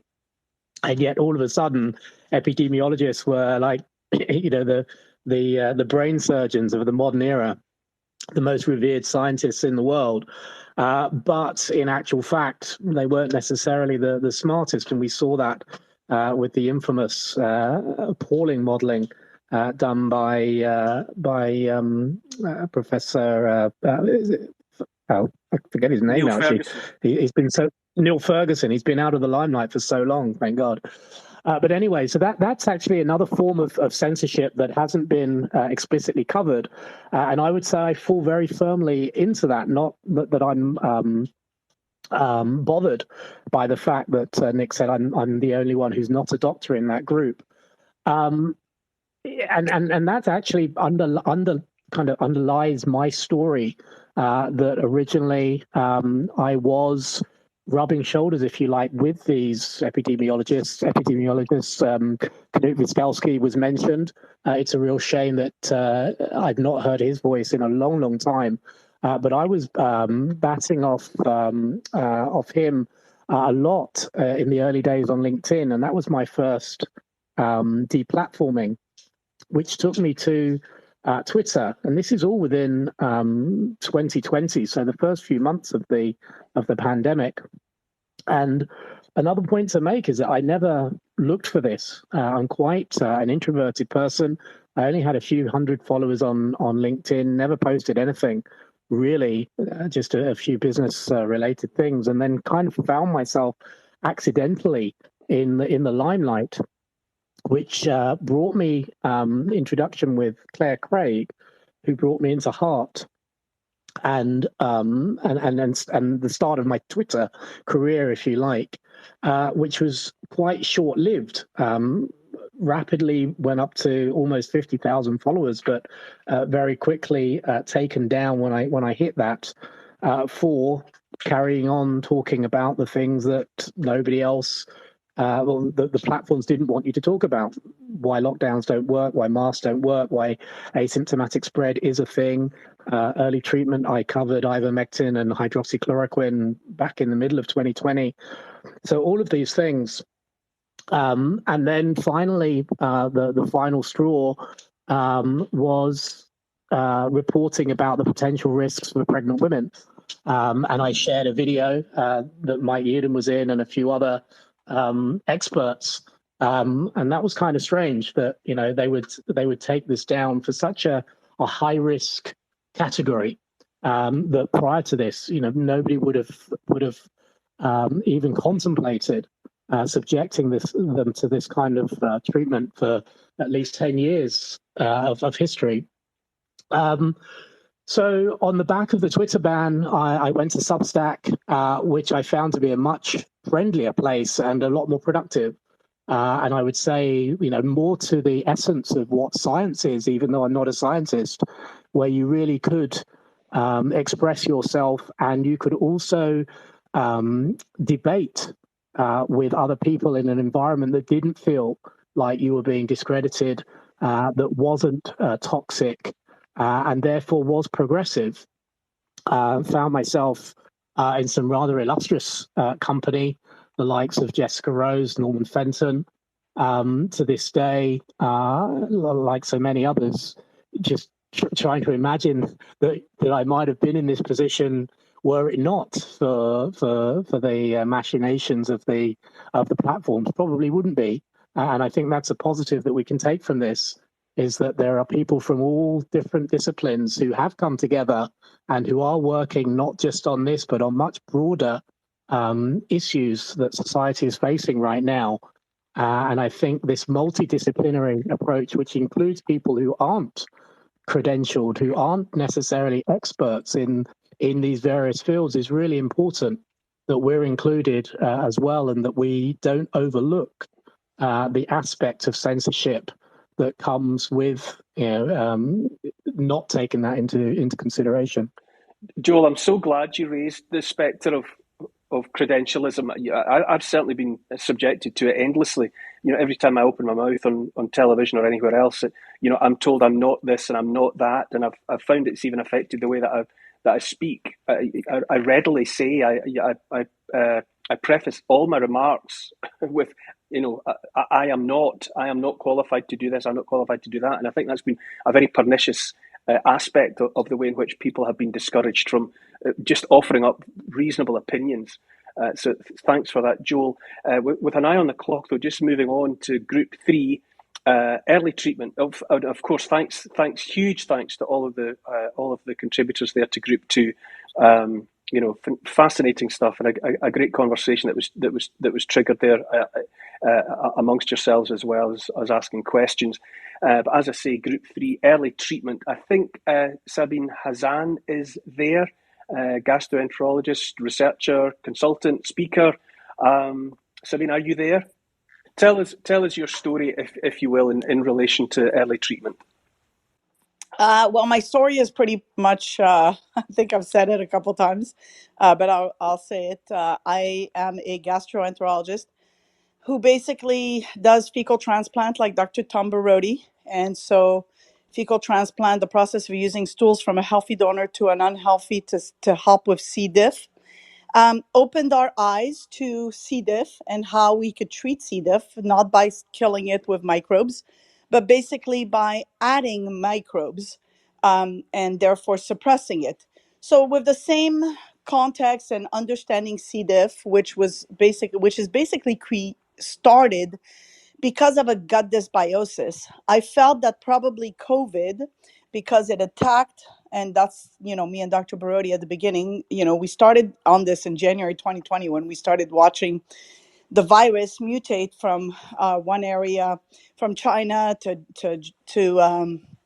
Italy and then France. And then we started reading all the data from what was going on in France and calling our colleagues in Italy and China, basically trying to figure out a protocol that could help with this problem, because Dr. Barodi had a lot of patents, developed a lot of patents. He was behind the triple therapy for H. pylori.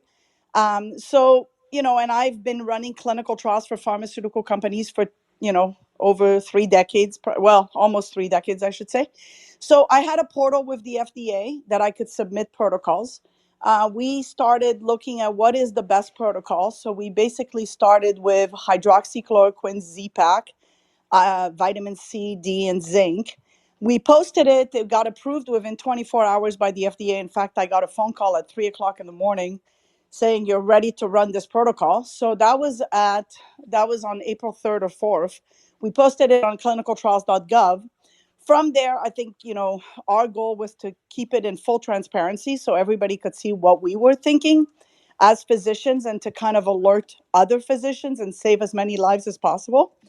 Of course, at the same time, in March of 2020, our lab, which is a genetic sequencing lab that is spearheading the microbiome research, is the lab that essentially found COVID in the stools in March of 2020. Actually, we already were ahead of the game looking at stools of patients with COVID and identifying that there were different strains to this virus. And basically from that, my biggest question was, well, how can you vaccinate someone with a virus that's mutating, even if you just go to the spike protein? And at that point, I didn't really think the spike protein was the best decision to go to attack this as a vaccine personally, especially because I had done clinical trials for vaccines previously with, pharmaceutical companies. So I didn't feel that this was the best approach. I felt that early treatment was the best, in that, you treat the family and then you treat, you essentially, the people that are healthy, you leave them healthy and tell them to take vitamins. And then the people that are basically having COVID, you treat, with therapy. From there, it took us a month to get the protocol approved by the regulatory board. Come to find out that the regulatory board was switched off to started doing the clinical trials on Moderna and Pfizer. So therefore, they were not interested in our protocol. So we had to find another protocol. That was in the midst of being, I don't want to say blacklisted, but kind of bullied on Twitter.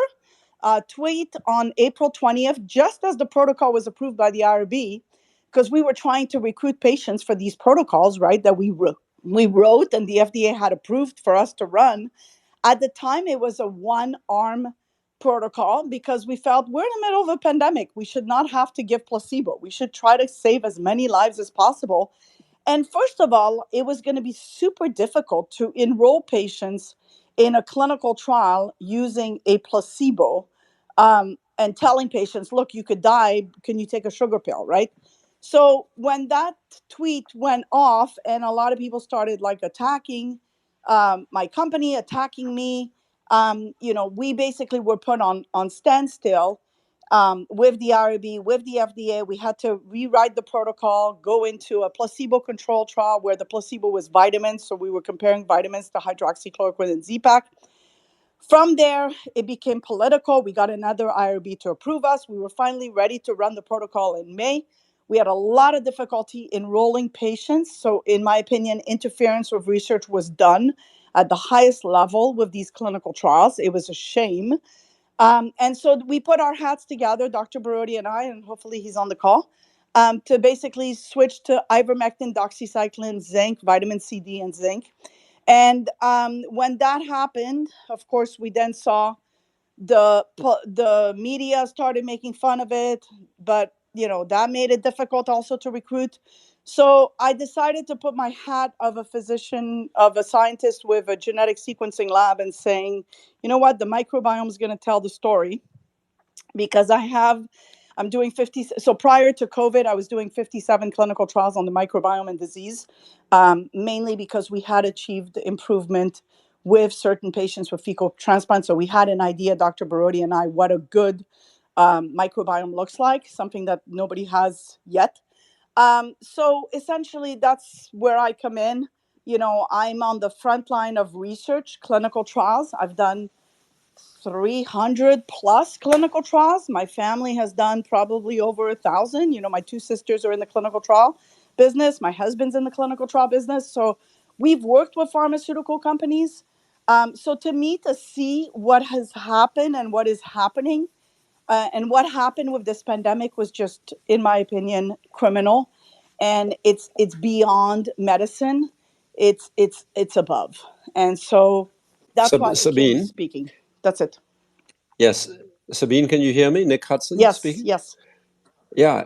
It's interesting to hear you say that, because Neil and I were chatting the other day and saying, well, the presence of all of this censorship and propaganda would suggest that COVID is not really in the first place a medical or clinical problem, that it is in the first place a political problem. Have we been speaking to too many doctors and to not enough experts in political science and propaganda? Well, I think, yeah, I mean, it's definitely, it is political. I mean, there's definitely a component of political there, because, or business. Maybe this is a business, businessman trying to control healthcare, right? That's something else that we've not looked at, right? Because definitely taking over, the media aspect and controlling the media. Look, I've been doing clinical trials for so many years. Recruitment is what we know how to do, right? We use social media outlets. We use, PR. We use physicians referring patients, right? The fact that I could enroll tomorrow for a study with psoriasis, I could enroll 100 patients in a month.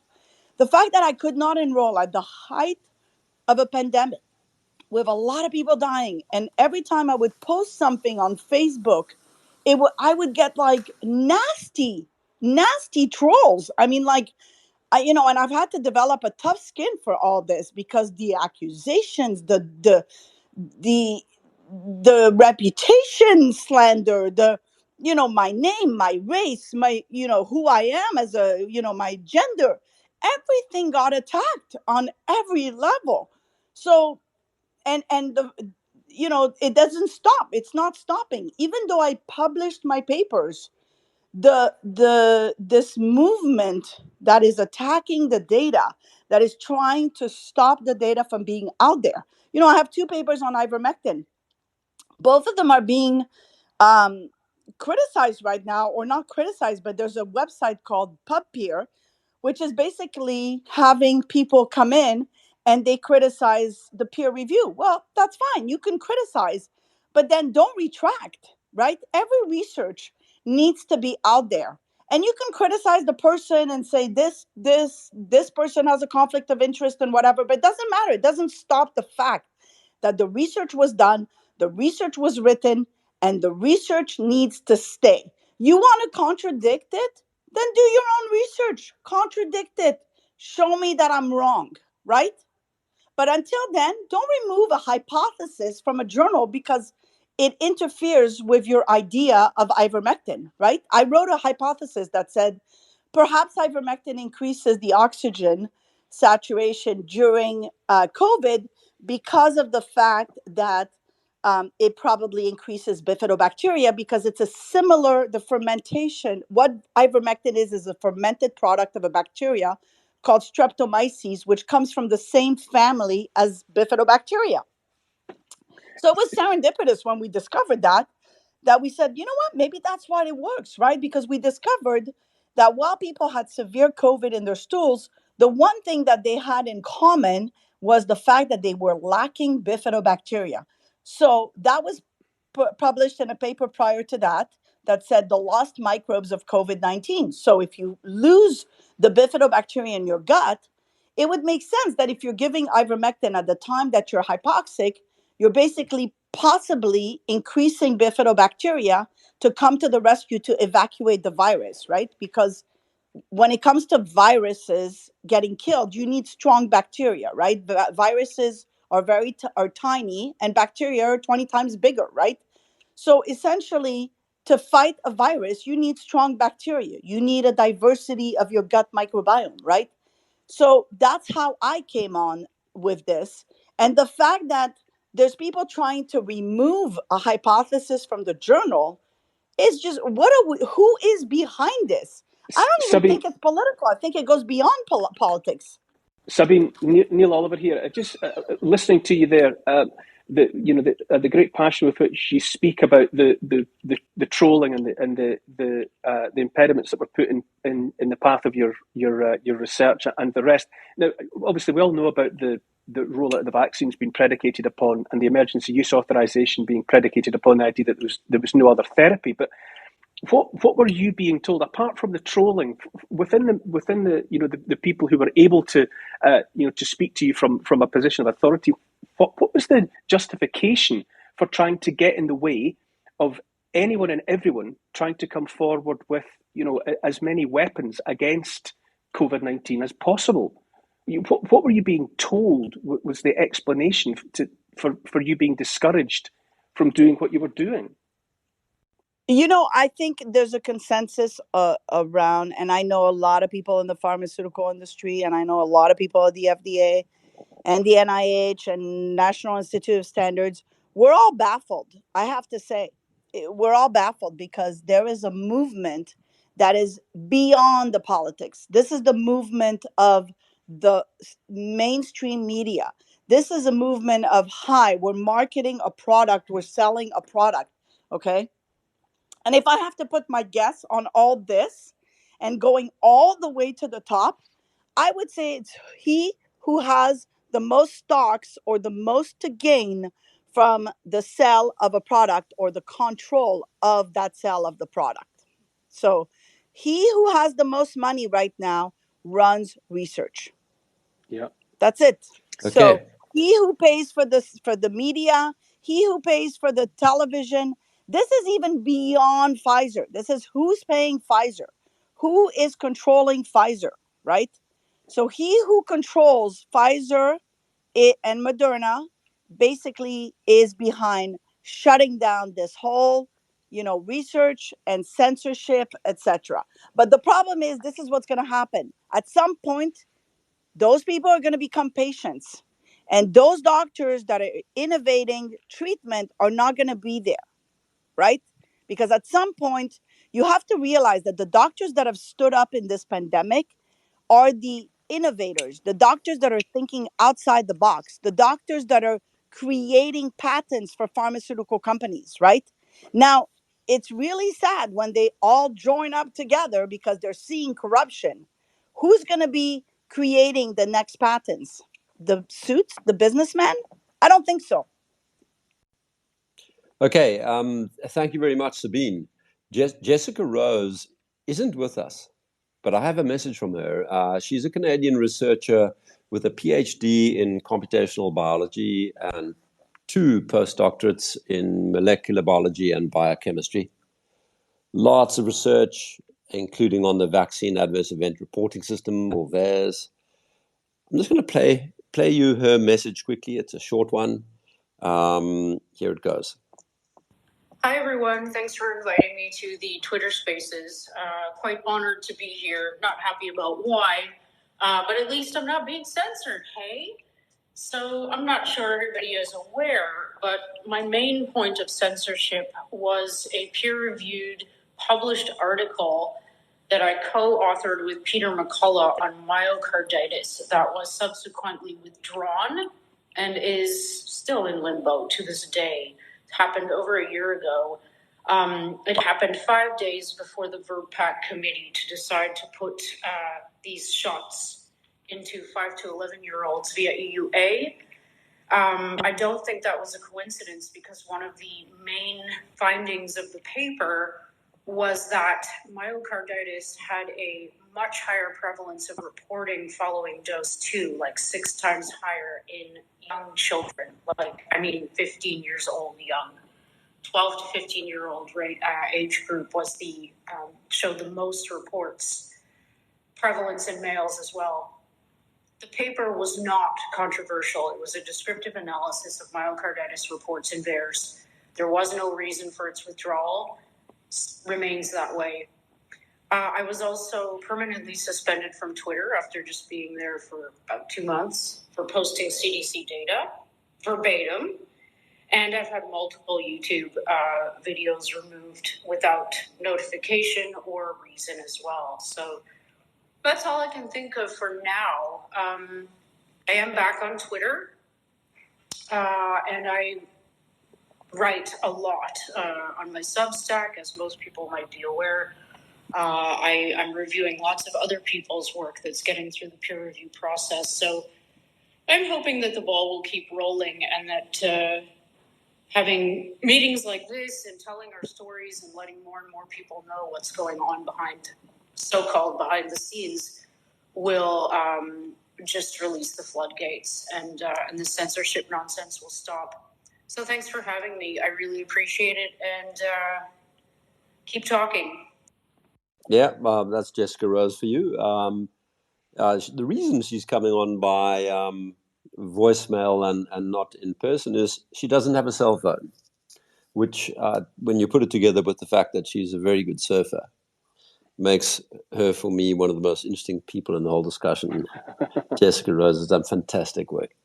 I think, Nick, we've got Pierre Kory, I think is with us now. He doesn't need any introduction from me, critical care physician. Pierre, are you there? Yes, I am. Hi, guys.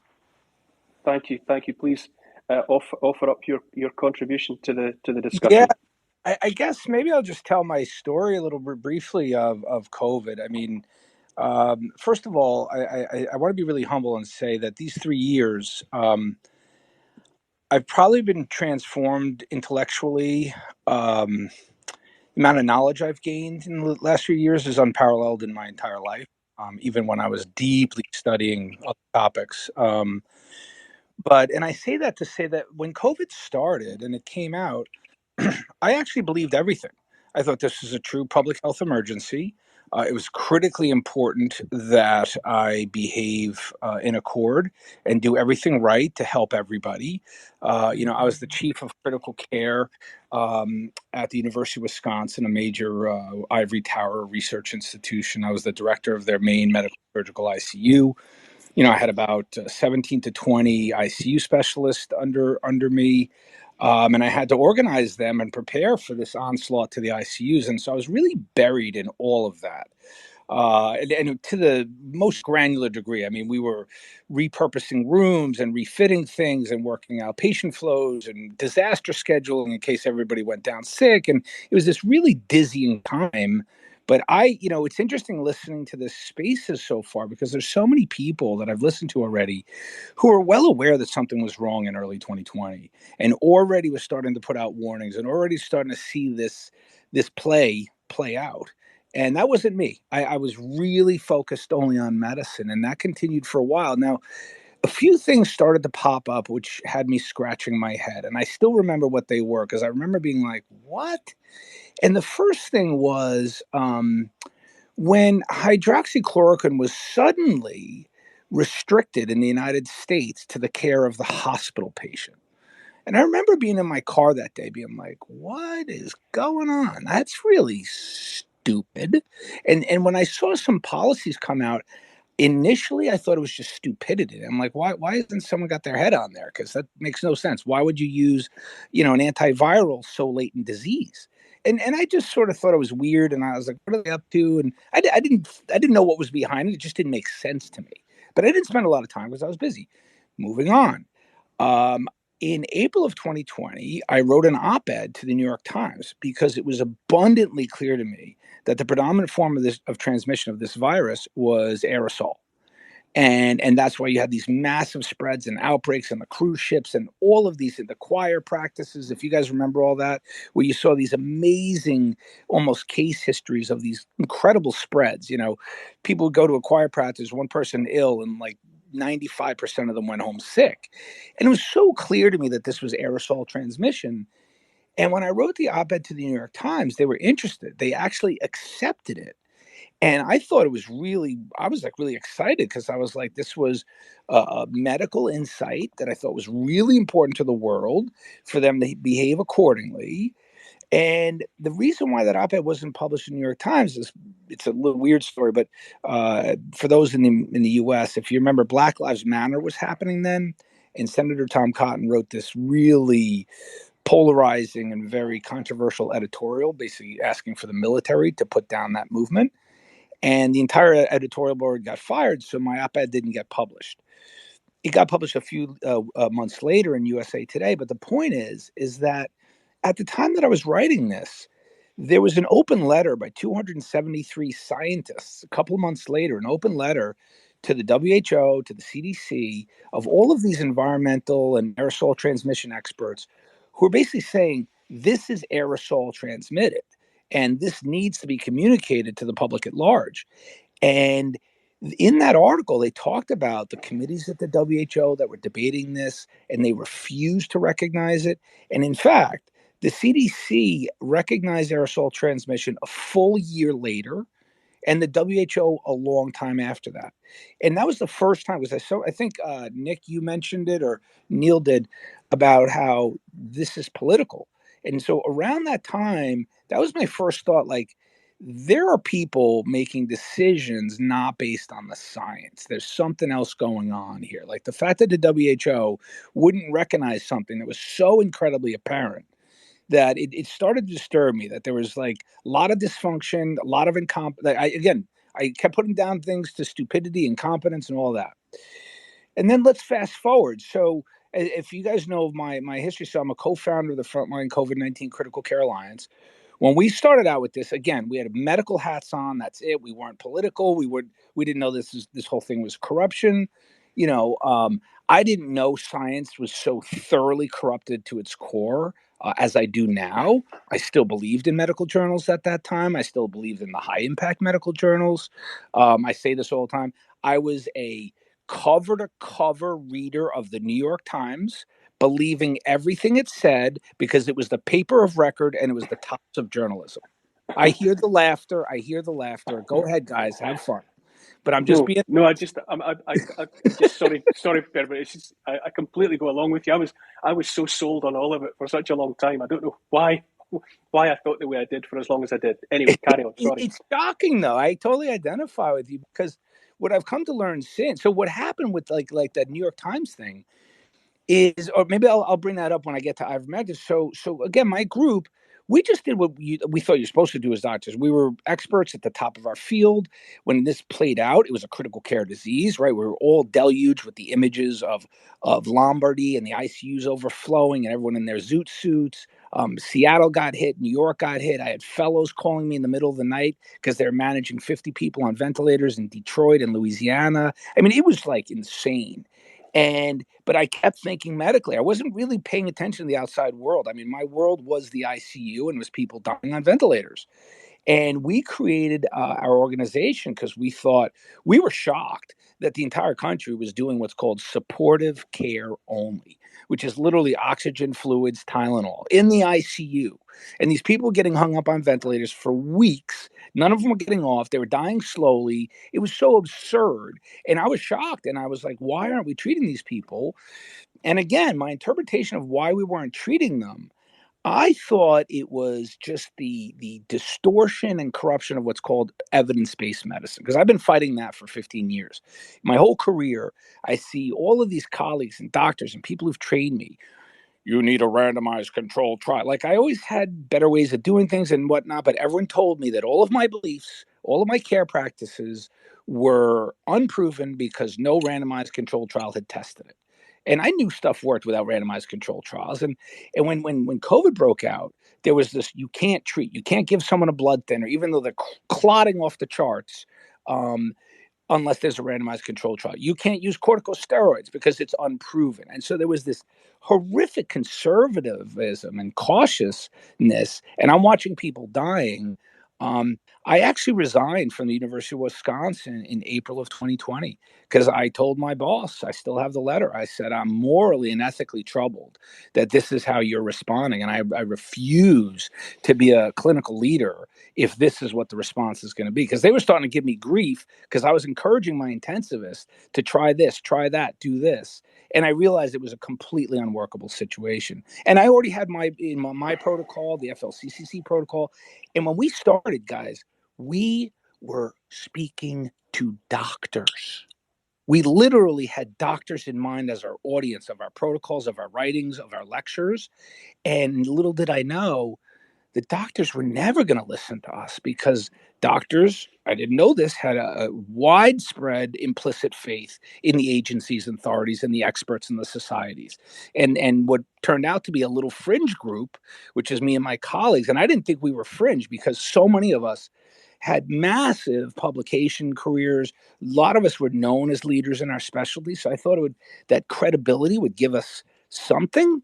And it really didn't. We were as dismissed to the side as anyone else. But anyway, fast forward, guys. So we were not into early treatment early on. We didn't focus on it because the first 6 months we were buried in ICUs. But we were watching all the data. I have to admit, I'm going to say this on behalf of myself and all my colleagues in the FLCCC, we were totally fooled by hydroxychloroquine. Every single one of us thought hydroxychloroquine was bullshit. And it's because we didn't do the deep dive. We didn't do our own research. We had our eyes on the high impact medical journals, and those journals were saying all of this frenzy around hydroxychloroquine. These trials show it doesn't work. And we still put those high impact journals on a different level. And so, I got we got fooled by hydroxy. But when we were watching all the data and we saw the ivermectin data, we were blown away. And you guys probably know our history is that, I gave testimony, and suddenly, as a result of becoming an expert, and I spent months, reading every paper on ivermectin. I wrote that review paper. I gave the testimony. I literally thought, guys, that when we came out with that, we had a press conference the week before trying to tell everybody that an effective early treatment therapeutic had been found. I gave the testimony. I really thought the world, not that they were going to have a ticker tape parade for us, but that this would be very warmly received and things would start to change. And I will say the first thing that happens, I'll pick up on what happened to Jessica, and Robert's on here. Little of you guys know, but I've known Robert Malone since before he was the Robert Malone. And the reason why is when I finished my review paper, a couple of weeks before my testimony, I was looking for a journal to publish it. I wanted the highest impact journal I could. And I heard that there was a journal called Frontiers in Pharmacology for whom a special issue was suggested, and that issue was going to be called The Use of Available or Repurposed Drugs in COVID. And I said, perfect. That is the perfect journal. And I came to discover that the guy who suggested that journal and who was the editor of the special issue was Robert Malone. And Robert, I know you're out there. You and I have had quite an education together, although Robert's way more worldly and knowledgeable about the wider world than I am. I've been buried in an ICU for 15 years. I would say he and I still learned a lot. And I think we were very naive in the beginning. But the story is, when you talk about censorship, so this was a paper I'd worked on for months. It was highly referenced, 200 references, trials from all over the place, reports from health ministries. It was astounding the amount of evidence in support of ivermectin. Robert chose 4 peer reviewers, 3 of them senior governmental scientists, colleagues of his from the NIH and the FDA. And I went through 3 rounds of peer review. Finally, it was accepted for publication. And I literally thought like the world was going to be a better place because this thing was going to be published. And it was an online journal. The problem was from the day it got accepted, week after week went by during that winter of 2020-21. I mean, the cases were crazy. There was a lot of dying then. That's actually the peak of the dying was that winter. And they wouldn't publish the paper. And I kept sending emails. Where are the proofs? When can this thing go up? And I was getting, over time, I was getting less and less response. And then finally, one day I wrote to the journal and I say, I suspect scientific misconduct and I'm going public. Because it was like 7 weeks later. And I told Robert I was threatening to go public. Robert talked to the editor of the journal. And what came down, guys, is essentially the chief editor of all of the Frontiers journals, the Frontiers in Pharmacology was only one of them, basically told Robert that they'd gotten a complaint on my paper, that the editor had selected some anonymous third-party reviewer who had reviewed my paper and felt the conclusions were not supported by the data, and they were going to retract. Despite the fact I'd passed peer review with 4 different other expert peer reviewers, they just summarily retracted it. And I would say that was a big turning point in my life. Like I realized the fix was in and that we were up against something big. And then I'll just finish by saying since that time, I have had to learn about the decades to century of essentially total control of not only American medicine, but I would say all Western medicine by financial interest in the pharmaceutical industry and reading and learning about the incessant repeated frauds of pharmaceutical products as well as vaccines for so long. It's really shocking. It's kind of hard to sit in my skin because I look at the world very, very differently now. I used to be a lot more trusting. I used to believe that there was something called good government. I thought the government of last century was kind of the ideal with the social programs and how it made things more equitable and, the 50s and 60s. And, now I've just seen unending and I've seen this coordinated censorship. But so the first censorship was the retraction of my paper. And very soon after that, basically wherever I went, when I say went, it's all virtual, right? Whoever I spoke to, podcast, interview, television, anything on YouTube, taken down immediately. I did an interview with Matt Taibbi, the famous journalist. And I remember in that article that he did on me, he called me the ghost of the internet because all of my colleagues were getting demonetized. Everything was coming down like immediately. And it just felt really weird. I mean, I was just trying to like help. And wherever I go, they were just disappearing me. And, I'll finish by saying the last thing that happened, which actually I was almost able to laugh at, is an area of expertise of mine is on the use of intravenous vitamin C at high doses in septic shock. And I spoke at a conference about 6 weeks ago in Florida. It was only on vitamin C. I didn't mention the word COVID or ivermectin. It was such a nice departure from 24/7 COVID. And I was so happy to go because it's a topic I love. I gave a lecture. The organizer put my vitamin C lecture on YouTube and it was down within a half an hour. And I'll stop there. Pierre Kory, that was a masterclass, and so reassuring for someone like me. If you can fess up to the fact that your education has been transformed in the last few years, that makes me feel so much better about the fact that sometimes I feel as if I was born about 2.5 years ago. I don't know what I've been doing with my life. Yes. Fantastic. Waiting, hopefully listening. There's Tess Lawrie, who's certainly been one of the true norths for me. She's one of the guiding lights that I latched onto very early on in this adventure. Tess, are you there? Medical doctor, researcher, and part of the marvelous World Council for Health. Yes, Neil, I'm here, and thanks very much for the invitation. Go ahead, Tess. Okay, thanks. Well, I threw my hat into the ring because of Pierre, actually. I don't know if you know the story, but I was working as an external consultant for the World Health Organization, and I saw Pierre's testimony in front of the US Senate in December 2020 and read his paper. Firstly, I thought, well, when I saw him speaking to the US Senate, he was virtually begging them to allow ivermectin to be used. I just thought how ridiculous, really, that the doctor's having to beg politicians to use a safe old medicine that's been around for 40 years and is, dirt cheap and so on. I got his paper, and there were really compelling evidence there. And so I did a review myself, which is my job. I do systematic reviewing and guideline methodology, and it was kind of a no-brainer that we should be using ivermectin, especially in that situation where we were seeing the death counts every day on the news and so on. There was really nothing to lose. We were in a dire situation. And so I started speaking out in January 2021 when it was clear that, there was a safe treatment, at least one, for COVID that was being ignored. And actually, it became clear as the days went on, it was being suppressed.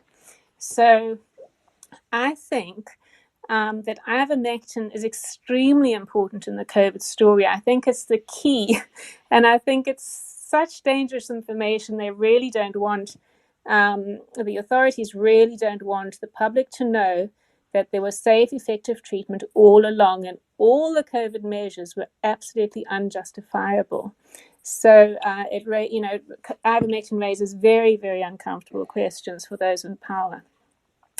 Because, and I can tell you why, I was absolutely astounded at the response that I received, because I was basically a little quiet little researcher doing my work. I didn't even have any social media, what I did was, after doing my analysis, I corresponded with all the authorities I could think of, sending them my review, and I got no response. And there were all these people dying every day, and I thought, well, I better do something. And my daughter said, well, what about YouTube? So I signed up for YouTube, did a little video, a couple of minutes, to the UK Prime Minister, just saying, well, anyway, I'm sure people can look it up, but it got taken down within a day. I was just saying, I've looked at the evidence. There's solid evidence that ivermectin works, and please get your Minister of Health, Matt Hancock, to contact me. And I heard nothing. I also started a Twitter account, and as the Evidence-Based Medicine Consultancy Limited, which is my company. And that lasted a few months and got taken down. I barely posted on it. I posted a few papers, and that got taken down. We started a Twitter account for the British Ivermectin Recommendation Development Group, which was an initiative I started in January, and that got taken down after a few months. So ivermectin was really, the videos didn't need to be watched much, just a couple of thousand views, and they'd get taken down. I also tried Vimeo. Vimeo got taken down. People who shared my videos on Facebook or papers on Facebook got punished. And we also had I basically stopped doing my regular work and outsourced that so that I could focus on this very important matter of getting awareness that COVID was treatable. Not only was prevention necessary, but in actual fact it was treatable. People didn't have to stay at home and turn blue. And so we'd opened a crowdfunding account, and in I think it was probably around about in the second half of the year, maybe August, September, that got pulled, and I heard from a journalist first. So I got contacted by a journalist, Nick Robbins from The Guardian, asking me why I thought our crowdfund had been taken down. So we heard from the journalists before we even were aware. The journalists knew before us that it had been taken down. And there were other questions he asked. So, I responded to the questions, and my answers were never printed, never published. And I had that experience with other mainstream media journalists as well who interviewed me, like David Rose. Either the interviews were not published, or they were not published in full or accurately. And then, we saw as ivermectin awareness increased, there was a big pushback in the mainstream media, insisting it was a horse dewormer. And I don't know if you remember Ross Atkins' BBC news presentation where he sort of mocked people for taking a horse dewormer. So I was called in the newspapers a right-winger and anti-vaxxer, even though I'm not political in any way at all, and I'm not an anti-vaxxer. Well, I have to say, I certainly am an anti-COVID vaxxer,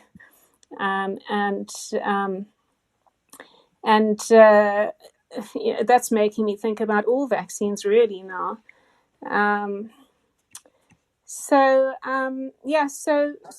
Tess, can I just jump yes. in there? Just and with Pierre there as well.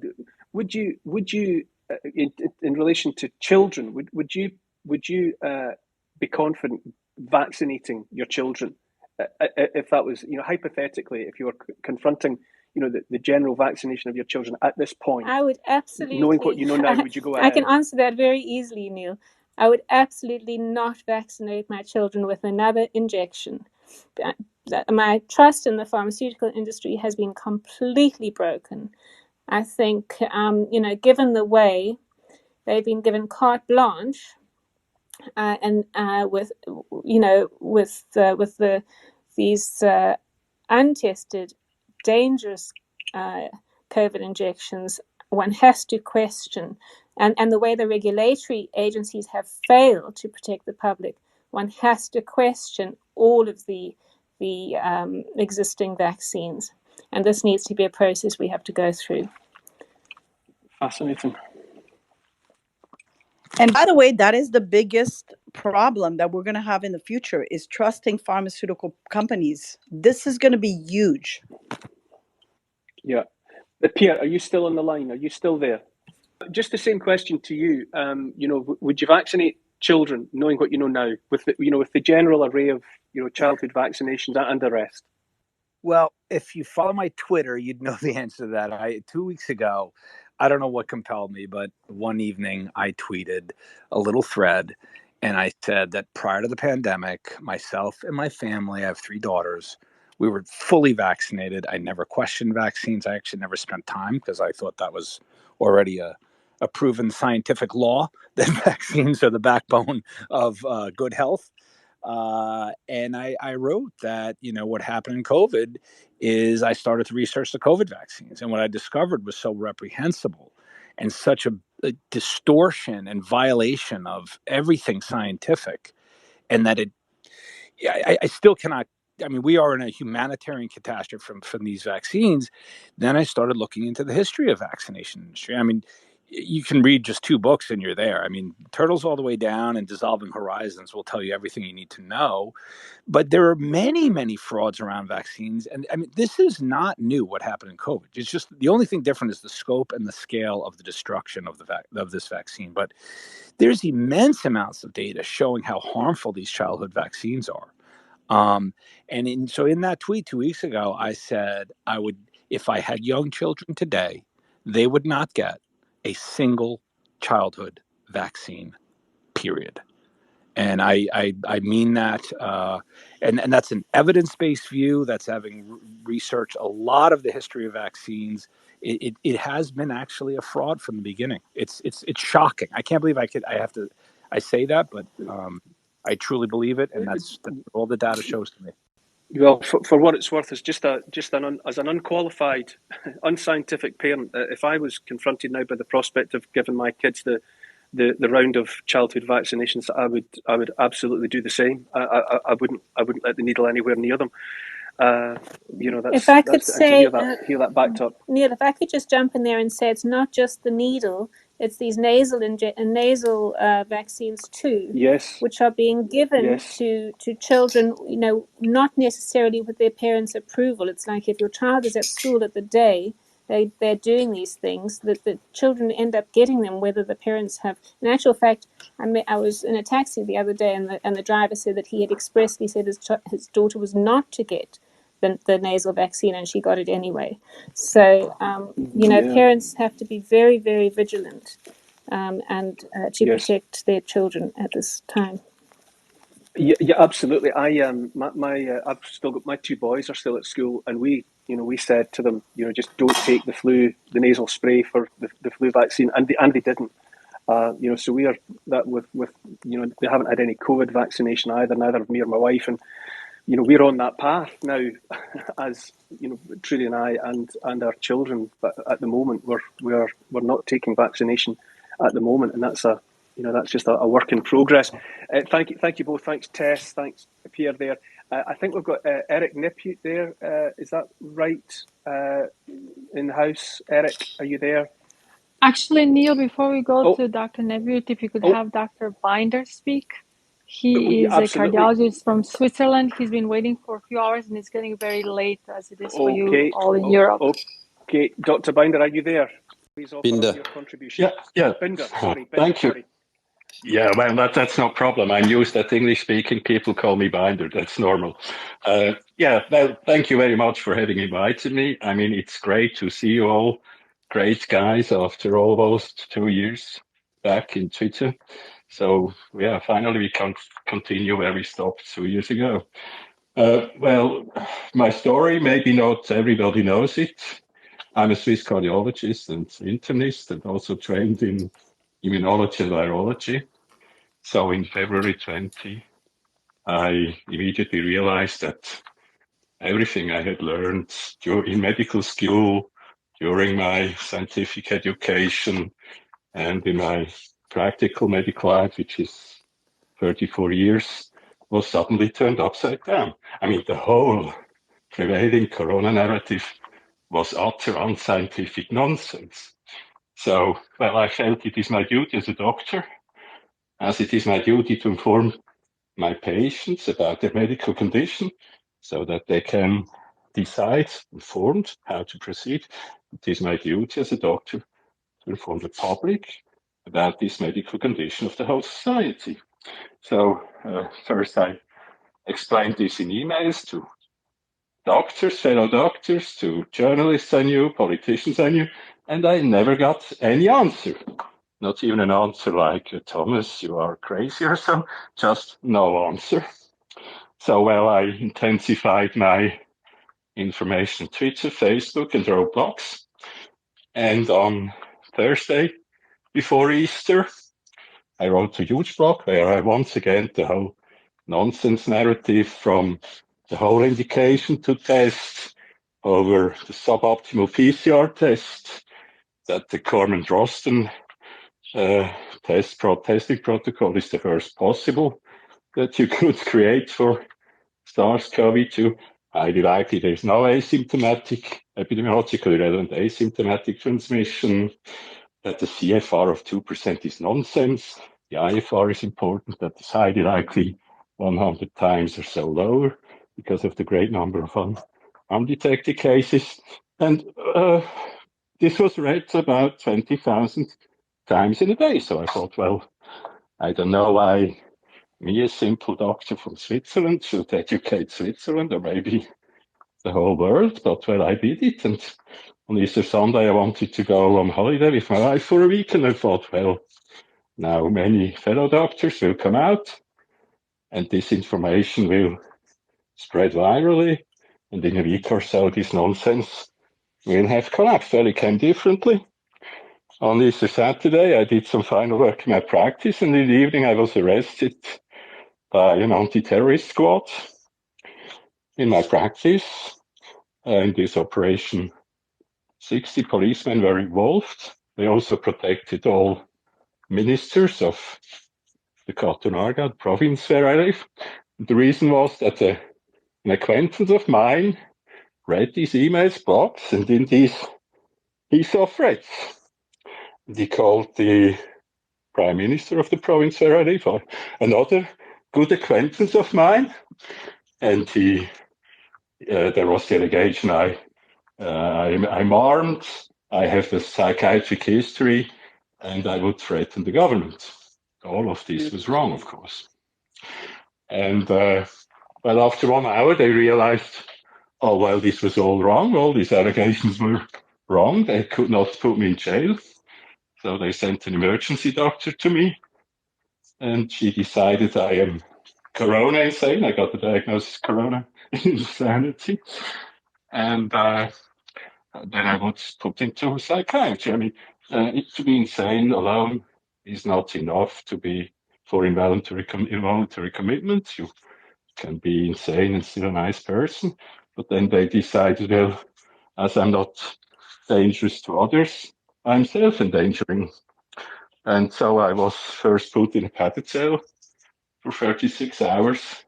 Then, of course, I appealed, and after 6 days, I was freed. But I had to take a neuroleptic, Abilify, to continue to work. Yeah, that's my story. Well, I'm not a coward, as all of you. That was their problem. So I continued, of course, in Twitter, Facebook. I joined the group around Peter Borger, where we did the external peer review of the Corman-Drosten protocol. We targeted directly at the basis of this nonsense, where we, of course, demanded the retraction of this non-scientific paper. Of course, we had no success. I networked in Switzerland. We formed a group of doctors and scientists called Aletheia. Aletheia was the Greek goddess of truth. I joined Doctors for COVID Ethics and also a German group. So I continued to explain the corona nonsense narrative. Then from summer, autumn 2020, the injections.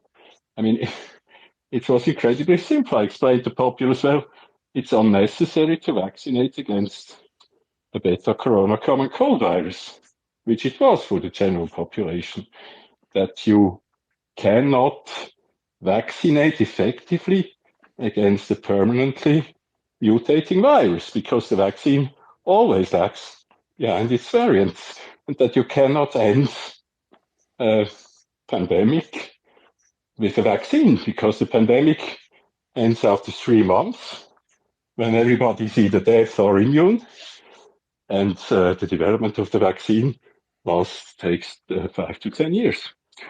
And then, of course, there was this mod RNA DNA principle. I mean, was not the very idea to inject a construction plan for a protein foreign to the body without having any control about which cells produce it and in what amount, insane? I mean, this should differ considerably between. Sorry, I have a cold. This should differ considerably between different people. So maybe by a range of 10, 100 or so, we do not know. Would anyone take the sleeping pill if he didn't know whether it was a normal dose or 100 times this dose? No, this alone was insane. And of course, I think Mike already mentioned it, the cells to express and then produce this foreign protein on the surface and parts of this protein will be recognized from our immune system as non-self, thus attacked. And if these are cells that cannot regenerate, so mainly in the heart and brain, this is a catastrophe. I mean, I always say, if you had 3 connected unwashed brain cells, we should have seen this. And then choose, as this foreign protein, choose the toxic spike protein, in packing it in the toxic lipid nanoparticles, and give this poison emergency use authorization was the apex of insanity. Astonishing testimony, Dr. Binder. Listening to it, it sounds like your story sounds as though it either should belong in a novel by George Orwell or some sort of historical testimony from some of the worst parts of the 20th century. But just breathtaking, the story that you had to tell there. But just with an eye on the clock there, thank you for that, Dr. Binder. Moving on now to Jackie Stone, frontline physician. I have in my notes here, Viking, Virgo, out of the box thinker, mum and maverick. Jackie Stone, are you there? Yes, I am, Neil. How are you? I'm very well, thank you, Jackie. I'm becoming increasingly exhausted by the passion of the accounts that we're hearing. Jackie, what do you have to tell us? Well, the first thing I should probably do is Tom Barodi can't make it onto the call, so I'm just going to read something that he sent to me. And he said, it just takes courage and years of perseverance to change paradigms. And as you know, Tom, in 1984, they found triple therapy for Helicobacter treatment. And he goes on to say, what to say? Essentially that no infectious disease was ever managed with late and ineffective treatment. The end of the pandemic is in the hands of treating what we see. Early combination antivirals are essential with no pharmaceutical involvement. Big Pharma do not want a cure. HIV only turned around with triple therapy in the 1990s. The first pandemic, I've got to scroll down. The first pandemic of Helicobacter pylori was converted by antimicrobial combinations in 1984 that took decades to gain acceptance with gastroenterologists. So I think that in terms of early treatment, in December 2020, most of us were talking. Pierre Kory, Tess, Andrew Hill, whose name shall not be mentioned, because he was Mr. Insufficient Evidence after he received 40 million from Unitaid. Myself, Sabine, we were all really excited because we knew that the end of the pandemic was in our sights, because by the end of 2020, there was unequivocal evidence that ivermectin-based combination therapy was working. From the Zimbabwean primary care physician point of view, we had 17 beds in Harare, which is a population of 3 million at the beginning of the pandemic. So there was no plan for go home and turn blue and come back to hospital, because there wasn't going to be a bed or any oxygen to treat you. So we kind of got together as a group of primary care doctors, and the HIV clinician group, we knew from HIV that everything turned around with combination therapy. So we looked at the zinc ionophores, we looked at hydroxychloroquine, and then obviously in May, ivermectin came out. Tom Barodi started talking about ivermectin. Sabine was onto ivermectin earlier than that. And we went ahead with treatment. And when we started ivermectin on the 8th of August 2020, we didn't lose another patient. And it was nothing short of miraculous. So we shared that in our protocols. And in terms of credibility, we basically said we were basing it on Tom's protocols, on Peter McCulloch's protocols, and on the FLCCC. And we were heroes in 2020. We were saving patients. All our patients survived. And then on the 19th of January 2021, I was detained in Harare Central Police Station for prescribing dangerous drugs and making chemical poisons. Sorry to laugh, but God. Dr. Binder, you just made my day, because somebody else got nailed by the cops. And I mean, I was just blown away. My daughter was there. She was blown away. And we kind of looked at the squad that arrived in a little bit of a confused way. Fortunately, in 2020, I treated a lot of fairly senior people in government who kept me informed. And the bottom line was that the powers that be, like the Wellcome Trust, WHO, my name was all over the Chinese press as a rogue and maverick doctor and a hazard to public safety, which I'm quite proud of. I've never been a hazard to public safety before. Anyway, 27 court appearances later, because I had 4 criminal charges laid against me, which were laid after I was detained. By the way that I didn't end up in jail was that when they told me they were detaining me, I said, well, that's fine. Can you please get my oxygen cylinder? Because I've just had COVID and I still need oxygen at night. And honestly, the guy's eyes went wide, as you can imagine, and 5 minutes later, I was on the pavement. I am the fastest exit out of Harare Central Prison in history. But it did teach me that people were terrified of this illness, and none of us were terrified because we knew that early treatment worked. But the medical council have been behind putting me behind bars, and they were determined to get me arrested.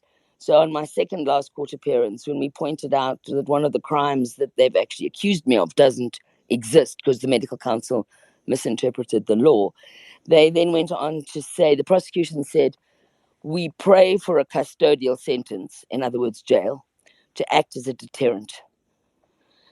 And the deterrent was to any doctor in this country that dares to prescribe ivermectin because they say it's caused huge vaccine hesitancy. And it didn't. What happened was the Zimbabwean population, when I got detained and social media went crazy, realized that obviously it worked. And 500,000 doses of veterinary ivermectin went out from vet distributors. And that's one of 3 major vet distributors. So Zimbabwe is completely contained COVID. We have had, I haven't seen a COVID patient that's particularly sick for I don't know how long, probably well over a year. We have no mRNA vaccines because we got Sinovac and Sinopharm. And our government claimed that that's the reason we have no COVID. So we don't really understand why the Chinese have got a problem, given that these vaccines clearly work and so do masks. And yes, that is said with an enormous amount of sarcasm. Jackie, if I can just jump in there, as you're, the longevity of this situation that we're in. I have to ask, when is a pandemic not a pandemic? Well, we haven't had a COVID death really since October 2022, but we are still under state of emergency.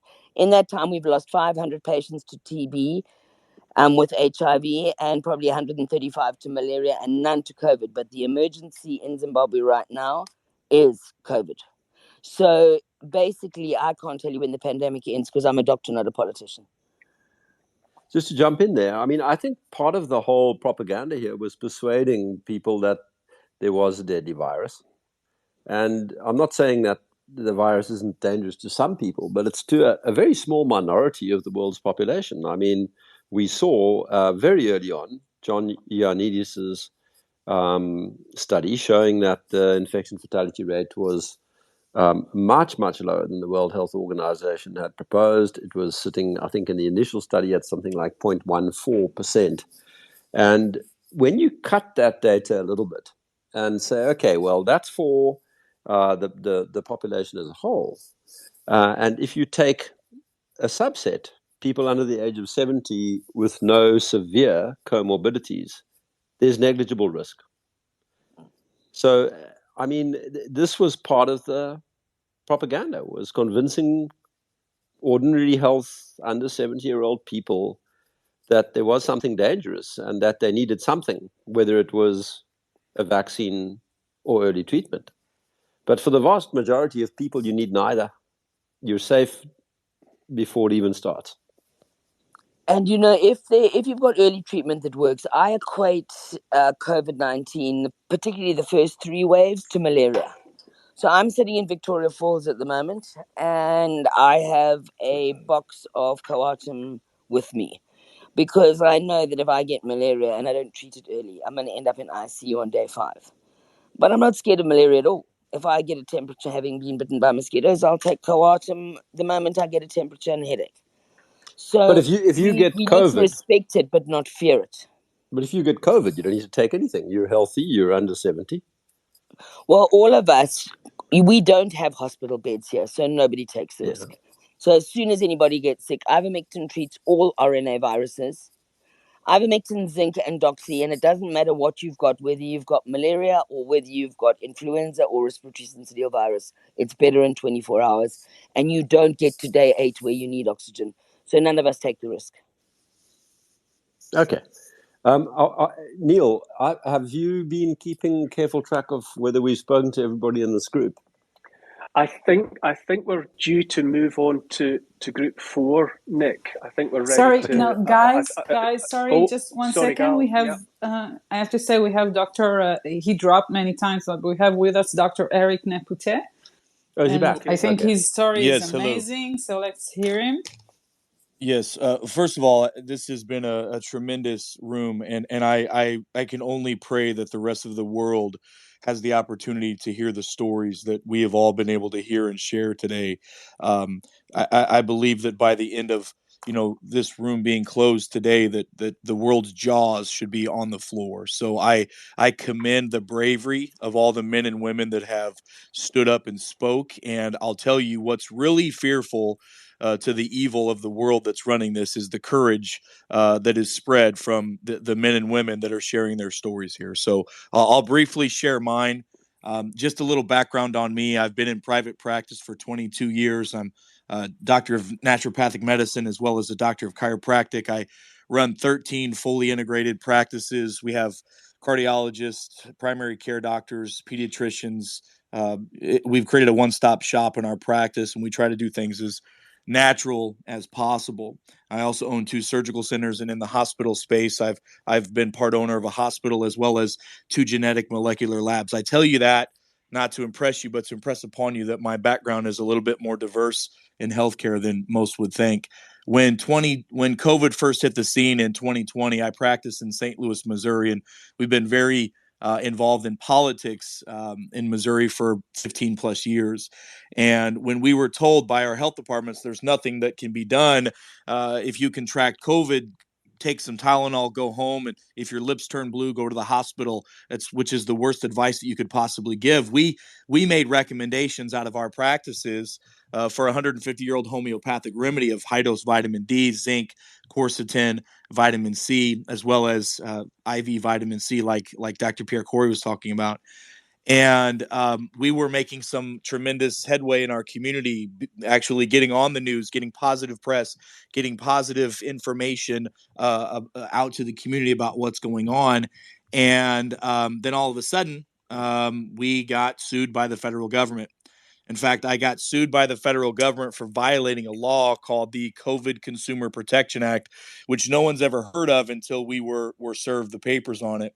The FTC and DOJ said that we had violated this law 12,555,000 times at a price tag of almost $45,000 per violation, which is a potential penalty of $500 billion. Let me say that again. I am actively being sued by the United States federal government for $500 billion for recommending vitamin D and zinc during the pandemic. Additionally to that, I told you all that I've got a lot of political connections in Missouri. Well, when Boris Johnson said publicly that he was going to give vitamin D to 1 million dosages to the most vulnerable men and women in their country, we went to our governor with 2 of our state senators and said, hey, can we get some of the COVID money allocated for vitamin D? I had been producing, I manufacture nutraceuticals and have had for almost 15 years. And I said, we can get this at cost, give it to the most vulnerable people, the elderly, the overweight, the African Americans, the list goes on and on of the most vulnerable people. And they said, no, unfortunately, we can't do this. So my company decided to bite the bullet. We actually went out and gave away 2 million, just over 2 million bottles of vitamin D and zinc to people across the country. And we gave it away because, well, I was raised that if you have the ability to do something, you have the responsibility to do it. So we did that. And I have been fighting now. I've spent $4 million defending myself against our federal government.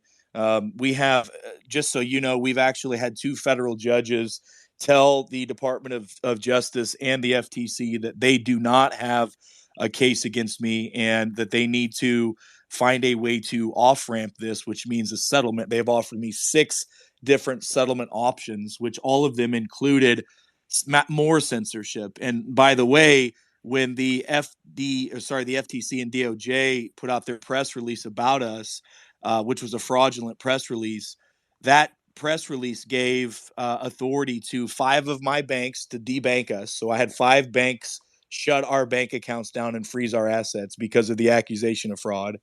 We had to defend my license 6 times successfully, by the way. And what's interesting is the boards were not upset about what I said. We were able to justify everything we said with science and data. they were concerned about the number of people that heard us say it. Before we were censored and throttled by social media, which, by the way, we have documents during our discovery, especially from Facebook and Google, saying that the federal government did reach out to them in order to shut down our social media platforms. We were reaching about 10 to 15 million people per week on social media alone with the message of there are things that are out there. And we simply came out and said to the government, we showed them, in fact, I have a website. You can go look at all the data that's there. The website is called fightwitheric.com. That's fightwitheric.com. And we have 103 studies on the benefits of vitamin D in COVID. There are, I believe, 36 studies on zinc and COVID. The latest study that came out November the 12th of 2022, which were the VA's own numbers, it was several 100,000 people they looked at. The researchers said that if politicians and doctors would have talked about the benefits of vitamin D during the year 2020, we could have prevented 4 million cases of COVID in America alone and prevented 116,000 unnecessary deaths. And so when we showed that to the federal government, let's just say that they got extremely concerned and that we were going to make all of this public. So they've tried desperately to settle with us so that we'll go away. In fact, my trial was supposed to start the week of Thanksgiving. They continued it until February the 6th. We just got another delay until May the 11th because the government's only tactic to win in situations like this is to try to bankrupt the individuals involved. Now, just so you know, and I'll end with this, when we showed the federal government all the data that we have, they have no scientists. In fact, the only one expert witness the government has is a virologist, not a practicing doctor. He's never seen a COVID patient in his life. And through a private investigator, we found out that this expert witness took a $9 million grant from the Bill and Melinda Gates Foundation through Gavi to make COVID shots in 2020. And when we told the federal government all of this, that showed them the violations, that they violated the Administrative Procedural Act, that they violated my civil rights, that we have tort claims against them, not to mention that 2 federal judges have told them that they don't have a case against us. They said, look, we've drawn our sword against Dr. Nepute as the first doctor in the COVID Consumer Protection Act, and we're not putting our sword away until there's blood on it. So the censorship is crazy, but the amount of pressure that the government's put on doctors, I mean, this is what happens when doctors stand up against tyranny. Now, we've paid the price of admission. We're about $1 million away, we believe, from being able to take this to and through trial. At least that's what our attorneys are telling us. And once we get to trial and win this, now we have claims against the DOJ and FTC, and we're going after everything. We want documentation and we want knowledge on everything, which is the main reason why we're not walking away from this case. So it's pretty wild what's happening. And I would just applaud all of the other doctors and scientists who have, stood, even though it's very scary out there when you're standing against the biggest Goliath that's on the planet right now. So that's my story in a nutshell. Thank you. Wow, guys, Eric Nepute, that's amazing stuff there. I think you summed it up there, Eric, when you said that the chins of the world should be on the chests of the world. The testimony that's coming out tonight. I think when the history of this period is written, they're going to need new, bigger words for malpractice, malfeasance, insanity, and craven misbehaviour, because the words that stand at the moment don't seem to be strong enough to describe it. Huge thanks to all of the contributors there to Group 3. Honestly, I could have listened to more of all of it, but we have to move on. Group 4, Media and News. And I believe if we can go first to Steve Kirsch, who has been waiting Neil, for quite a while. Can I steal a few seconds? I'm so sorry. Yes, I know of course. we're already Sorry, late. I have to say this. First of all, Eric's story is unbelievable to me. I mean, I'm a lawyer, that's my profession, and it's just unbelievable, the entire story. But what I wanted to say is that can we take just a few seconds before Steve Kirsch to look at this space and all these amazing people, the listeners, the speakers, everyone. You spoke before about the divide and conquer, right, Neil? So let's yes, I just did. take a few seconds to look at this amazing space and all of these people together, you know. And I think that shows strength and, you know, hope going forward. And to me, at least, it gives hope. And I'm just so inspired by it. So thank you to all of your listeners and all the speakers that came here today, even for a few minutes. You're amazing, all of you. Thank you. That's what I wanted to say. Quite so, Gal. Well said indeed. But yes, Group 4, Steve Kirsch, are you there? And can you give us your story? Yep. Can you hear me okay? Yes, indeed. Awesome. So first of all, hey, thank you, Neil, for everything that you've done. I'm just in awe of of some of the editorials that you've done on air, and also for having the courage to talk about the Israeli safety data, which today was fully announced and out there. So thank you so much for everything you've been doing. You know, you're the only one on air that is this broadcasting this stuff out, and so we couldn't be more grateful to you for doing that. So thank you, Steve. Okay, so for those of you who don't know me, I'm a former high-tech executive. When I got vaccinated, when my friends started reporting that they were dying a week after they were getting the vaccine or being injured, I started looking at the data, and then I was appalled at what I saw, and I started telling the truth. And for that, I've been labeled a misinformation super spreader.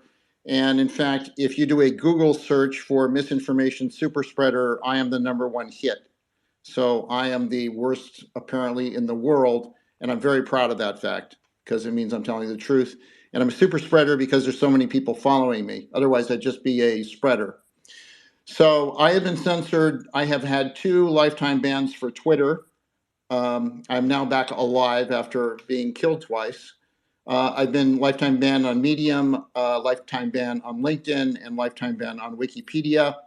I announced I funded work on fluvoxamine very early on in early treatments. I was featured on 60 Minutes for doing that. When I announced that I would be on 60 Minutes for talking about fluvoxamine to treat COVID, Facebook censored me and said if I posted it again, they would ban my account. So Neil, this is important. You asked about the benefit. There is no benefit for any age for these vaccines. There is no death benefit. There's no hospitalization benefit. There's no infection benefit. It's all negative. I looked at 6,000 death reports, and this was a survey done in plain sight. 6,000 people died in order to give you this information. 4,000 of them were vaccinated and 2,000 were unvaccinated in my survey, because my survey is more biased towards the unvaccinated because those are the people who follow me. In the 6,000 people who responded to the survey, the number of deaths from COVID was exactly the same. It was 19% in the vaccinated group and 19% in the unvaccinated group. That means that the death rate from COVID didn't matter whether you were vaccinated or not. And in fact, because the vaccinated die at a higher rate than the people who are unvaccinated, it means that the vaccine will actually make you more likely to die from COVID, which is exactly the opposite of what they've been telling you. Now, nobody in the world can explain how you can have 6,000 people surveyed and get this kind of results. Nobody's going to even attempt to explain it, and nobody's going to replicate that survey except for Claire Craig did it on her Twitter account earlier today. In a geriatric practice, I was able to find one geriatric practice that would actually talk to me. They would not go public with their names because they were afraid of losing their license. This geriatric practice has 1,000 geriatric patients, meaning over 65 years old. They normally have 11 patients dying per year. In 2022, 36 patients died, and all the excess deaths are attributed to the COVID vaccine. Okay, that's off the charts. They can't go public or they will lose their medical license. but all of this is referenceable. And Neil, if you want to talk to me, I will put you in touch with them, and you can verify that you verified this with them. In Australia, I just got a report after I published this about writing about the British Heart Foundation, 75 patient nursing home. And this is reported by a person whose mother died in this nursing home. She was number 28. She was number 27. 28 people died in 1 year after they rolled out the vax. That is a third of the population of the nursing home is wiped out in 1 year after rolling out the vax. And normally it would just be 1 or 2 people in a year. So you go from 1 or 2 people to 28 people dying in a 1 year period after they rolled out the vax. Now, I'm going to expose the name of this nursing home, and people are going to be on this, I hope. So I just found out about this last night. The third thing is that I have offered $1 million debate or a bet that if anybody thinks that the vaccines have saved more than they kill, they should take my money. And you know what? There isn't a single person in the entire world, not even the drug companies, will risk $1 million on having a debate over whether the vaccine kills more than it saves. Now, that to me is stunning when even the drug companies won't defend their own drug and nobody else in the world is willing to put their money where their mouth is. They're willing to say that the vaccine saves a lot of lives, but nobody is going to put any money behind this and nobody wants a public debate on it. What does that tell you? So I started, the way I got started in this is when I got locked out, I started talking to scientists. They told me that repurposed drugs, fastest, cheapest, safest way to end the pandemic. I funded fluvoxamine. I put $1 million of my own money into this. I raised another $5 million. We found a bunch of drugs that worked, and then we found that all these drugs were being ignored by the authorities. However, I still trusted the FDA, so I took the vax. I got 2 shots of Moderna, and then I started hearing stories from my friends. One of the most astonishing was a friend who reported that 3 of her relatives died a week after they got the vaccine, and all 3 were perfectly healthy beforehand. After that happened, I did the Dark Horse podcast with Robert Malone, and that, of course, launched Malone and me and the anti-vax movement and so forth. And there were 1 million people that viewed that, and YouTube censored it and deplatformed Brett Weinstein after that. Today, I've got hundreds of thousands of followers on my Substack, stevekirsch.substack.com, my Twitter accounts. People like to dismiss what I have to say because they say I'm just an engineer. But, I always tell people, you don't believe me. You should just look at the data that I'm pointing at you, and you should trust the data. And here's all the data, and all the data is very consistent, and it all says that these vaccines are like they're probably the worst. From the data, it appears that they're the worst vaccines in human history and the worst medical intervention because they've killed 500,000 Americans, and I'll get to that in a moment. And the 500,000 comes from the easiest way to see the 500,000 is that there are 15,000 excess deaths in VAERS, and VAERS is underreported by at least a factor of 41. Jessica computed 30 in her computation from the clinical trials, but those are gamed and those reports are heavily underreported. So the number is probably close to 500,000, 600,000 deaths. There are about 12 different ways to look at that. And the interesting thing is that when I ask people to explain what caused those 15,000 excess deaths in VAERS, there's nobody in the world who has an explanation for what caused the 15,000 deaths. Now, they have the hand-waving explanations of, it's just overreporting, but they have no evidence at all to back that up. Similarly, there are 770 safety signals that were triggered in VAERS. Now, the CDC never admitted that. It was only revealed after a Freedom of Information Act request revealed that there were 770 safety signals, including death, and the CDC chose not to alert the public on any of these safety signals. So when the FOIA came out, of course, the press was silent, and the CDC said, well, we didn't investigate them because it was just over-reporting. And they have no evidentiary evidence. They have no they have no evidence at all that there is any over-reporting happening. In fact, we did a survey of healthcare workers directly, and we found that there was no over-reporting at all. And in fact, if you talk to individual doctors, I talked to one doctor who said, I've never needed to report in VAERS before in the 11 years in our practice, but this year I need to report 1,000 adverse events in the VAERS system.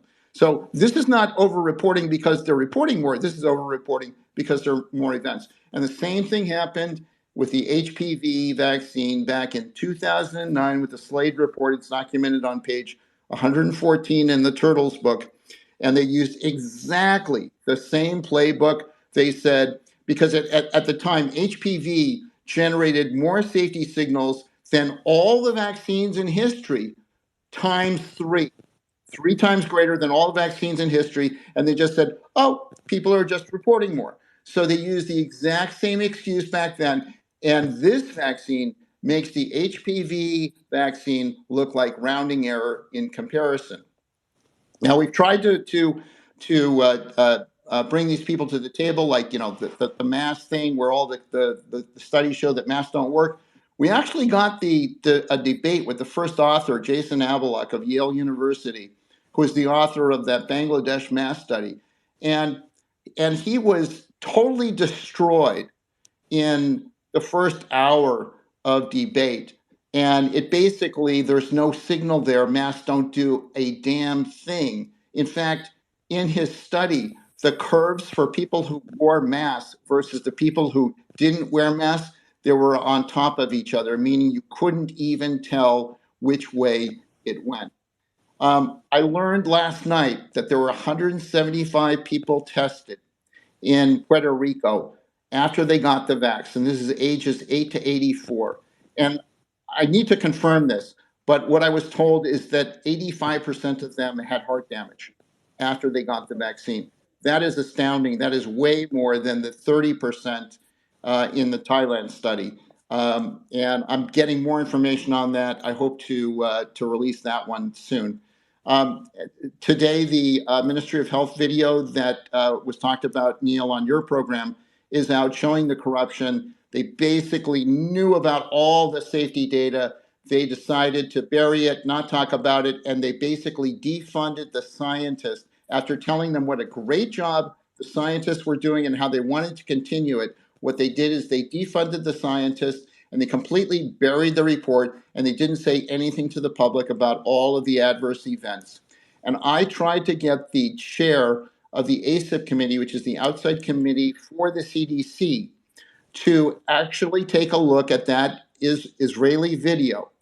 And I tried all sorts of ways. I even went to her house and knocked on her door, put a note on her door, started walking away, and she called the cops on me. So this is stunning. These people do not, if you had any doubts about the intentions here, these people will do anything to make sure they don't see the safety data. And when they do see the safety data, they go to all extents to bury it so that nobody sees it and it never sees the light of day. And the stunning thing about that Israeli video is that even today, none of the Israeli press is interested in even seeing the story and seeing the video. They don't even want to see the video. It's not even that they're not going to write about it, it's that they don't want to see the video.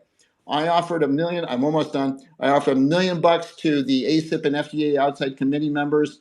$1 million, this is not a bet. This was $1 million just to come and sit down with me and answer a few questions for 4 hours, and none of them would take me up on my $1 million offer for 4 hours of their time. I offered $1,000 per error in the Turtles book. There were no takers. I offered $1 million to the British Heart Foundation in an open letter that I published yesterday. I don't expect to hear from them. It's interesting that we can come up with the anecdotes that support our point of view, but none of these people, when challenged with an anecdote that supports their arguments, like, oh, there's more myocarditis from the virus than from the vaccine, they can't come up with a single anecdote. They can't come up with a single cardiologist who saw his rates of myocarditis go down. The death rates right now are about 1 death per 1,000 per year, 1,000 vaccinated. So it's 500,000 dead over 2 years in America. It's that 1 out of 1,000 rate. It's too small for a normal physician to notice. He's not going to notice 1 death in 1,000. That's why people aren't seeing these deaths. But 1 death in 1,000 is a 500,000, 500,000 dead Americans that shouldn't have died. And I'll end by saying that the only thing we ever needed for this pandemic were early treatment protocols. The hospitalization and death is zero for the Fareed and Tyson early treatment protocol. The NIH ignored it. We never needed any of these, the masking, the social distancing, the shutdown, the vaccines. This thing has been colossally mishandled, and I'll leave it there. I'm done. Steve, since I only wish the whole world was listening to this testimony. Colossally mishandled is an excellent summing up of the whole affair. You mentioned the Israeli film. I'll come to Yafa Shiraz hopefully very soon, but for health reasons, Dan Astin-Gregory is under the weather at the moment, and he's been waiting a long time to speak and needs his rest. So Dan Astin-Gregory, are you there, and are you still well enough to offer your contribution? Yes, I am, and thanks for facilitating, and great to be here amongst so many of you that I've had the pleasure of working alongside over the last couple of years. So I'll keep it brief because created over 500 pieces of content commenting on the state of affairs around the world with the Pandemic podcast, reached over 15 million people in the process of doing that. I'm here to talk about some of the instances of censorship that we faced over the course of that time. Several of my guests who have been censored on my show are on the call tonight. Tess Lawrie, Pierre Kory.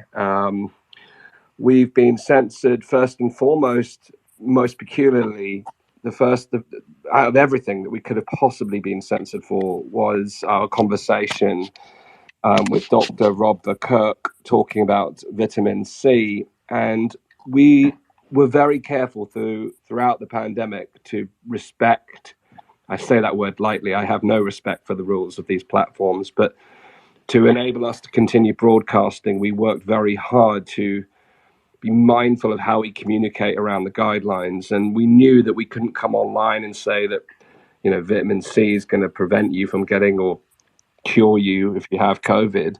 So we presented the data that was available based upon the insights that Rob had accumulated, and that alone, even though both of us were very careful in our communication, was pulled. That was the first instance we had of that.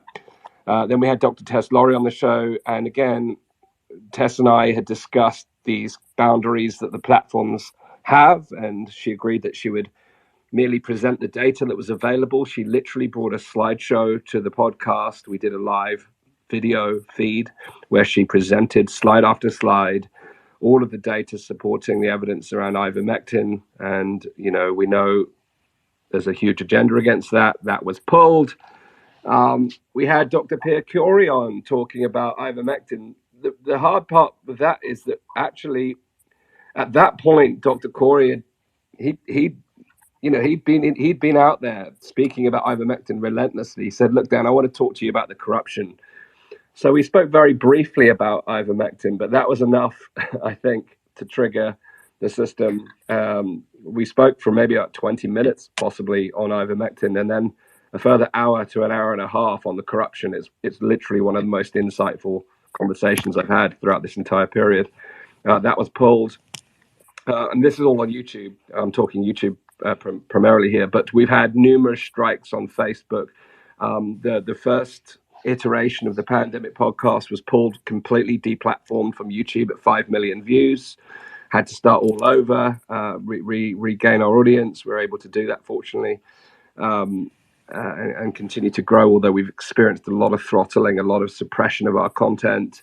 Facebook, I've had numerous bans, everything from 24 hours to 7 days to 30 days, which makes it incredibly hard. We were very lucky during the course of the pandemic. Our live content on Facebook was astronomically well viewed. You know, at times when we were doing live content, it was enough to fill a football stadium during some of our interviews that we conducted. But that was throttled through Facebook, through direct bans and shadow bans. Dr. Jessica Rose, I know that she wasn't able to speak on the call tonight. Nick played her voice note. I tweeted a photograph of her slide deck at the event that you and I were at, Neil, the Better Way conference. That was literally on the first day. I planned to tweet the entire conference. I got banned within basically an hour of being there, having tweeted a slide. It was literally a slide showing medical evidence that got me taken down from Twitter. So it's been an enormous learning curve. And like I said, I've worked very hard with my team to try and present information that's well researched. We fact check ourselves. We work within the quote unquote community guidelines as much as we disagree with them, because we want to reach people. You know, this conversation we're having tonight, and it's been amazing to see the size of the audience. But the reality is we need to reach millions of people. You know, we need people to hear these conversations, and that's been incredibly hard with the boundaries that these platforms have put out there for us. And I'll close by saying, yes, we're really fortunate to have platforms like Rumble and all these other decentralized platforms that have emerged over this time. But what we tend to find is that they are largely, I don't like the term echo chamber. They're people who are already aware of the issues, and we really, in my view, really need to break beyond that and continue to break new ground and reach new people. And with the challenges of the platforms they're putting in front of us, that's increasingly hard. But I'm really pleased that this type of conversation now is permitted on Twitter. You know, a $44 billion bet on free speech. You know, regardless of what you think of Elon Musk in general. He certainly has enabled these types of conversations to now occur, and if we can all tweet to get Nick and others back on the wagon after tonight, that would be amazing. But yeah, it's been an incredible roller coaster, and I think, like many, we've not only continued to cover the issues around COVID, but now turning our attention to the deeper corruption and the deeper systemic issues. And time will tell how much of that content will continue to break through. It'll be really interesting to see how more of that systemic evaluation is able to get through the net. So thank you all for everything you've been doing. Thank you for coordinating this amazing conversation. It's a pleasure being with you here tonight. Dan, my abiding memory of you is you dancing on stage at that conference in Bath that you remember, when you absolutely hijacked my section. But more power to your elbow, and I hope you're back to full strength as soon as possible. Much appreciated. Another absolute hero of mine and of many people here in the UK and around the world, Bob Moran. Cartoonist, work published all over the place, Guardian, Telegraph, many more places besides. Your artwork has been a visual chronicle of this whole escapade, which has touched the hearts and lifted the spirits of millions. So tell us your story, Neil. please. It's lovely to finally speak to you after all this time. I feel like we're kind of kindred spirits, you and I. I want to thank you for everybody who's helped to organise this thing. As many people have said, it's very important, and the importance of this was really brought home to me quite recently over New Year. I was at a party, and there were a few people there who, how can I put it politely, are immersed in the narrative or drowning in it, and I was talking to them about the vaccine situation, trying to get through to them, and at one point I mentioned, or they said to me, well, we haven't heard about this. Why, it was the classic thing. Why haven't we seen it on the news? Why haven't we heard anything about this? And I said, well, pretty much anyone who speaks out gets thrown off Twitter and other platforms, and they roared with laughter. They could not accept that anybody had been deplatformed, cancelled, suspended for criticising the vaccines. That this was totally alien to them. And when I then said, well, it's not just that, there are other things as well. If you say that men can't have babies, you could also be thrown off. And I realised that the people outside of our movement, a lot of them actually have no idea that this censorship has taken place. I think it's important for us to recognize here that the censorship itself has been censored. And I think that's very important to note. So my own story, I mean, quite a lot of people probably know already that I ended up being fired from my job at the Daily Telegraph here in the UK, where I'd been for 10 years. That was at the end of 2021. A lot of people assume, understandably, that it was for cartoons I'd done. It wasn't actually. In the end, it was for a couple of tweets. And I'd had a few warnings about my Twitter output. And I had been made aware of colleagues who were unhappy about the things I was writing on Twitter, not necessarily cartoons I was posting on there. So on the face of it, I ended up being sacked for these 2 tweets, but actually there was a lot of other stuff that had gone on behind the scenes. And I think really what happened when I sent those 2 tweets was I gave my employers an excuse they've been waiting for to get rid of me, because I wasn't willing to go along with certain aspects of the narrative with all this. And in terms of other kind of censorship on social media, on Twitter, it's been kind of taken a more subtle form. So I've had likes and retweets removed, sometimes as many as 10,000 likes on certain cartoons I've posted, followers dropping off. I think most of us have experienced this kind of thing. People getting in touch who follow me saying, I never see what you post anymore unless I look at your profile.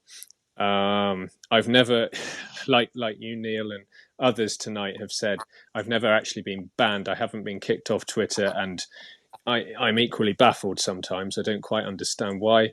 All I can say is I certainly haven't done anything to try not to be, if that makes sense.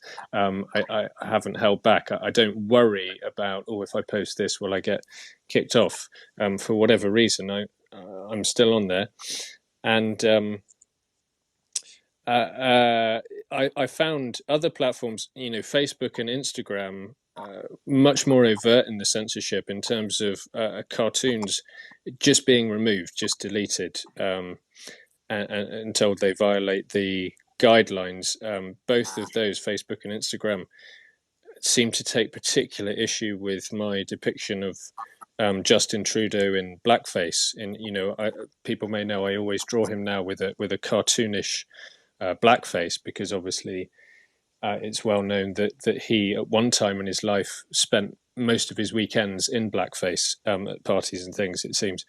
So that Facebook actually threatened to kick me off. I'm still just about on there, but they keep sending me warnings about that. And I actually wrote to them. They have a kind of complaint system where you can write to a board of people and state your case. And I kind of explained who I was and what I did and why I depicted Justin Trudeau this way. And sort of asked, is satire and irony and political criticism against your policy as a platform? I never heard anything back from them. Not necessarily cartoons I was posting on there.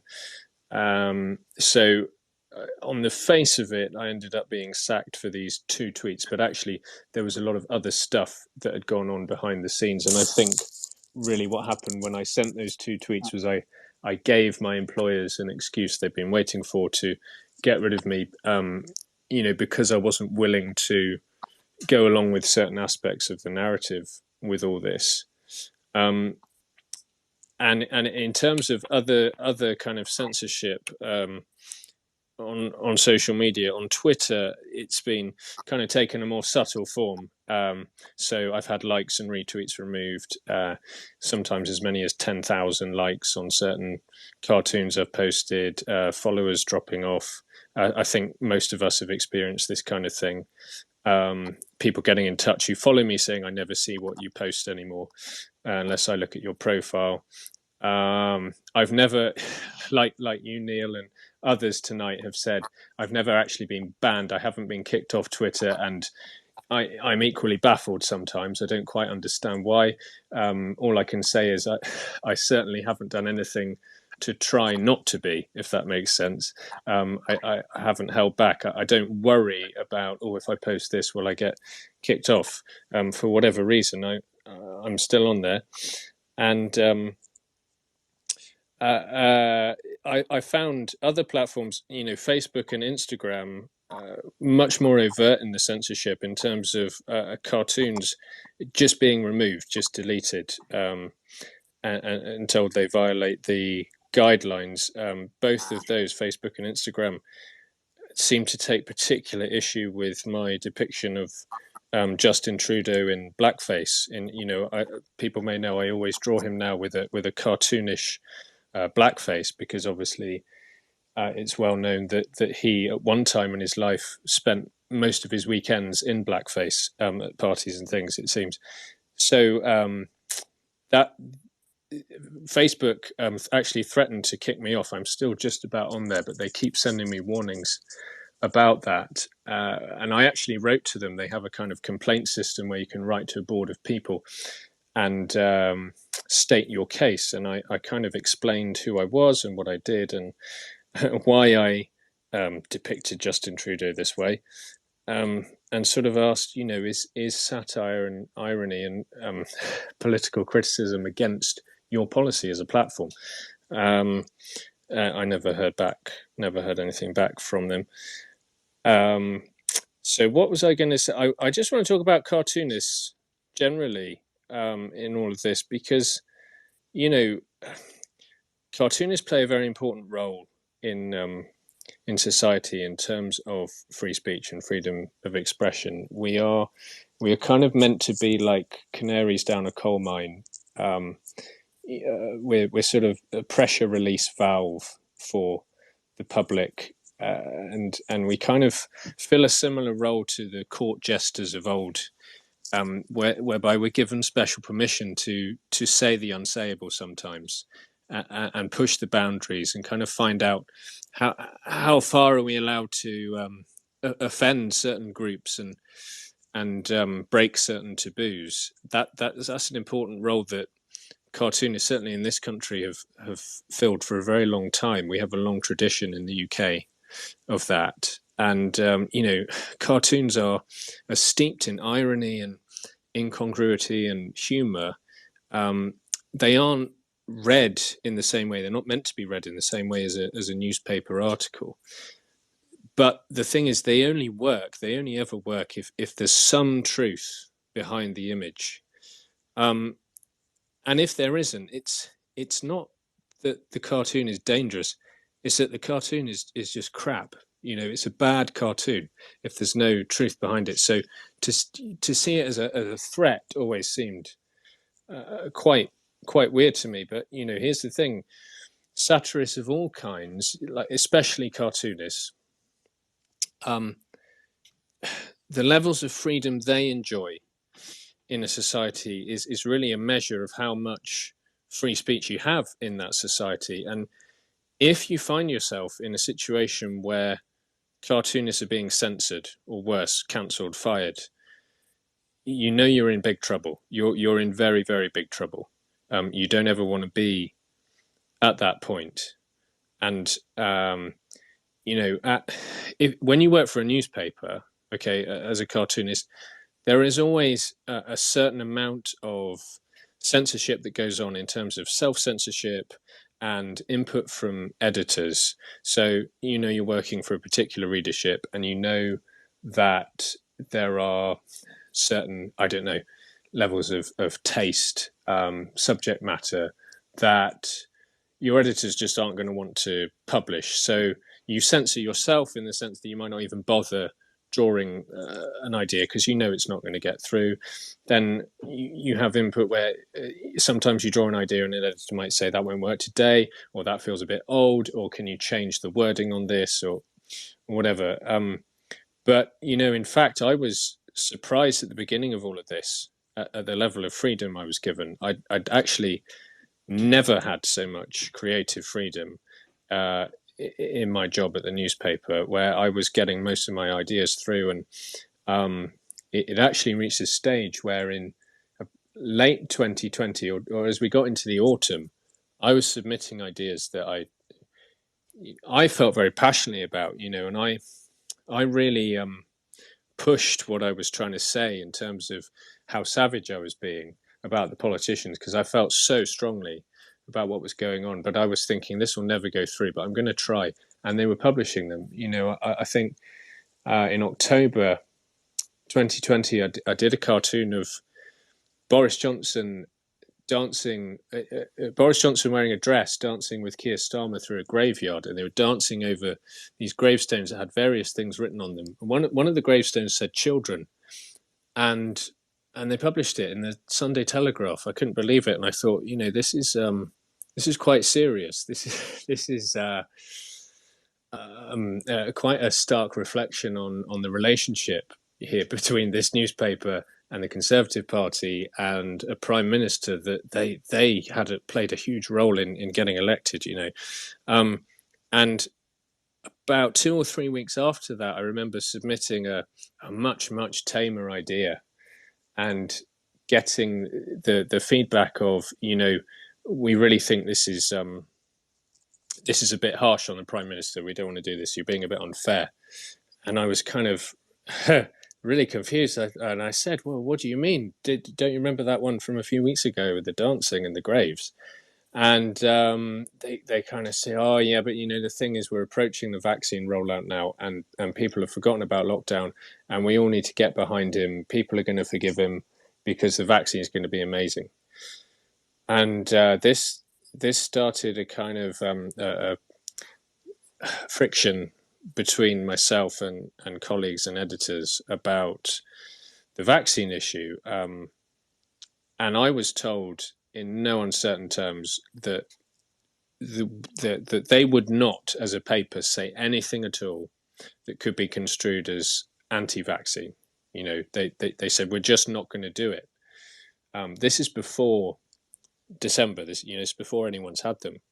And I remember saying, well, hey, hold on a minute. What if everyone dies who has this? That we don't know. We've got no idea what's going to happen. Why would you say something like that?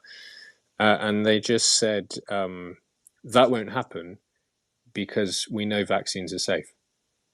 And that really disturbed me. And of course, they have stuck very much to that principle of not saying anything at all that people could think was anti-vaccine.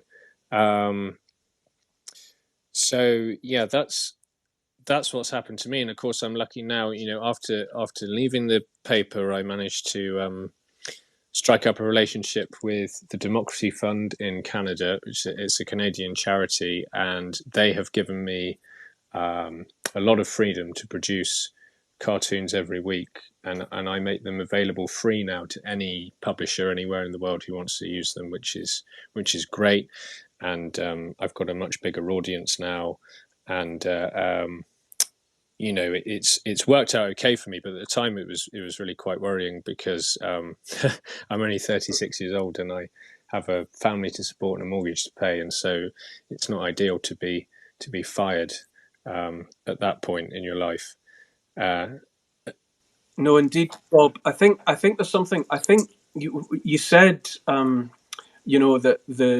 the role of the cartoonist is analogous to the role of the court jester of old, and I think you're absolutely right. And I think that you survived so long in the mainstream because it's very difficult to respond, I think, to the visual image.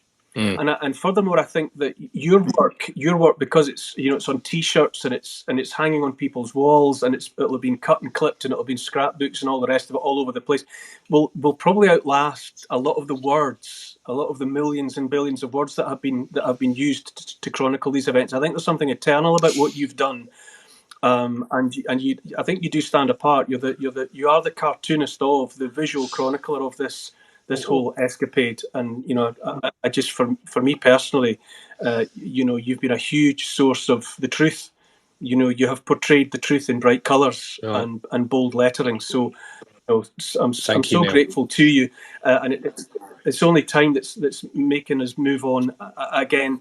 I think Neil, before we move on, if you don't mind, I just yes. wanted to say an incredible thank you to Bob for everything he's done.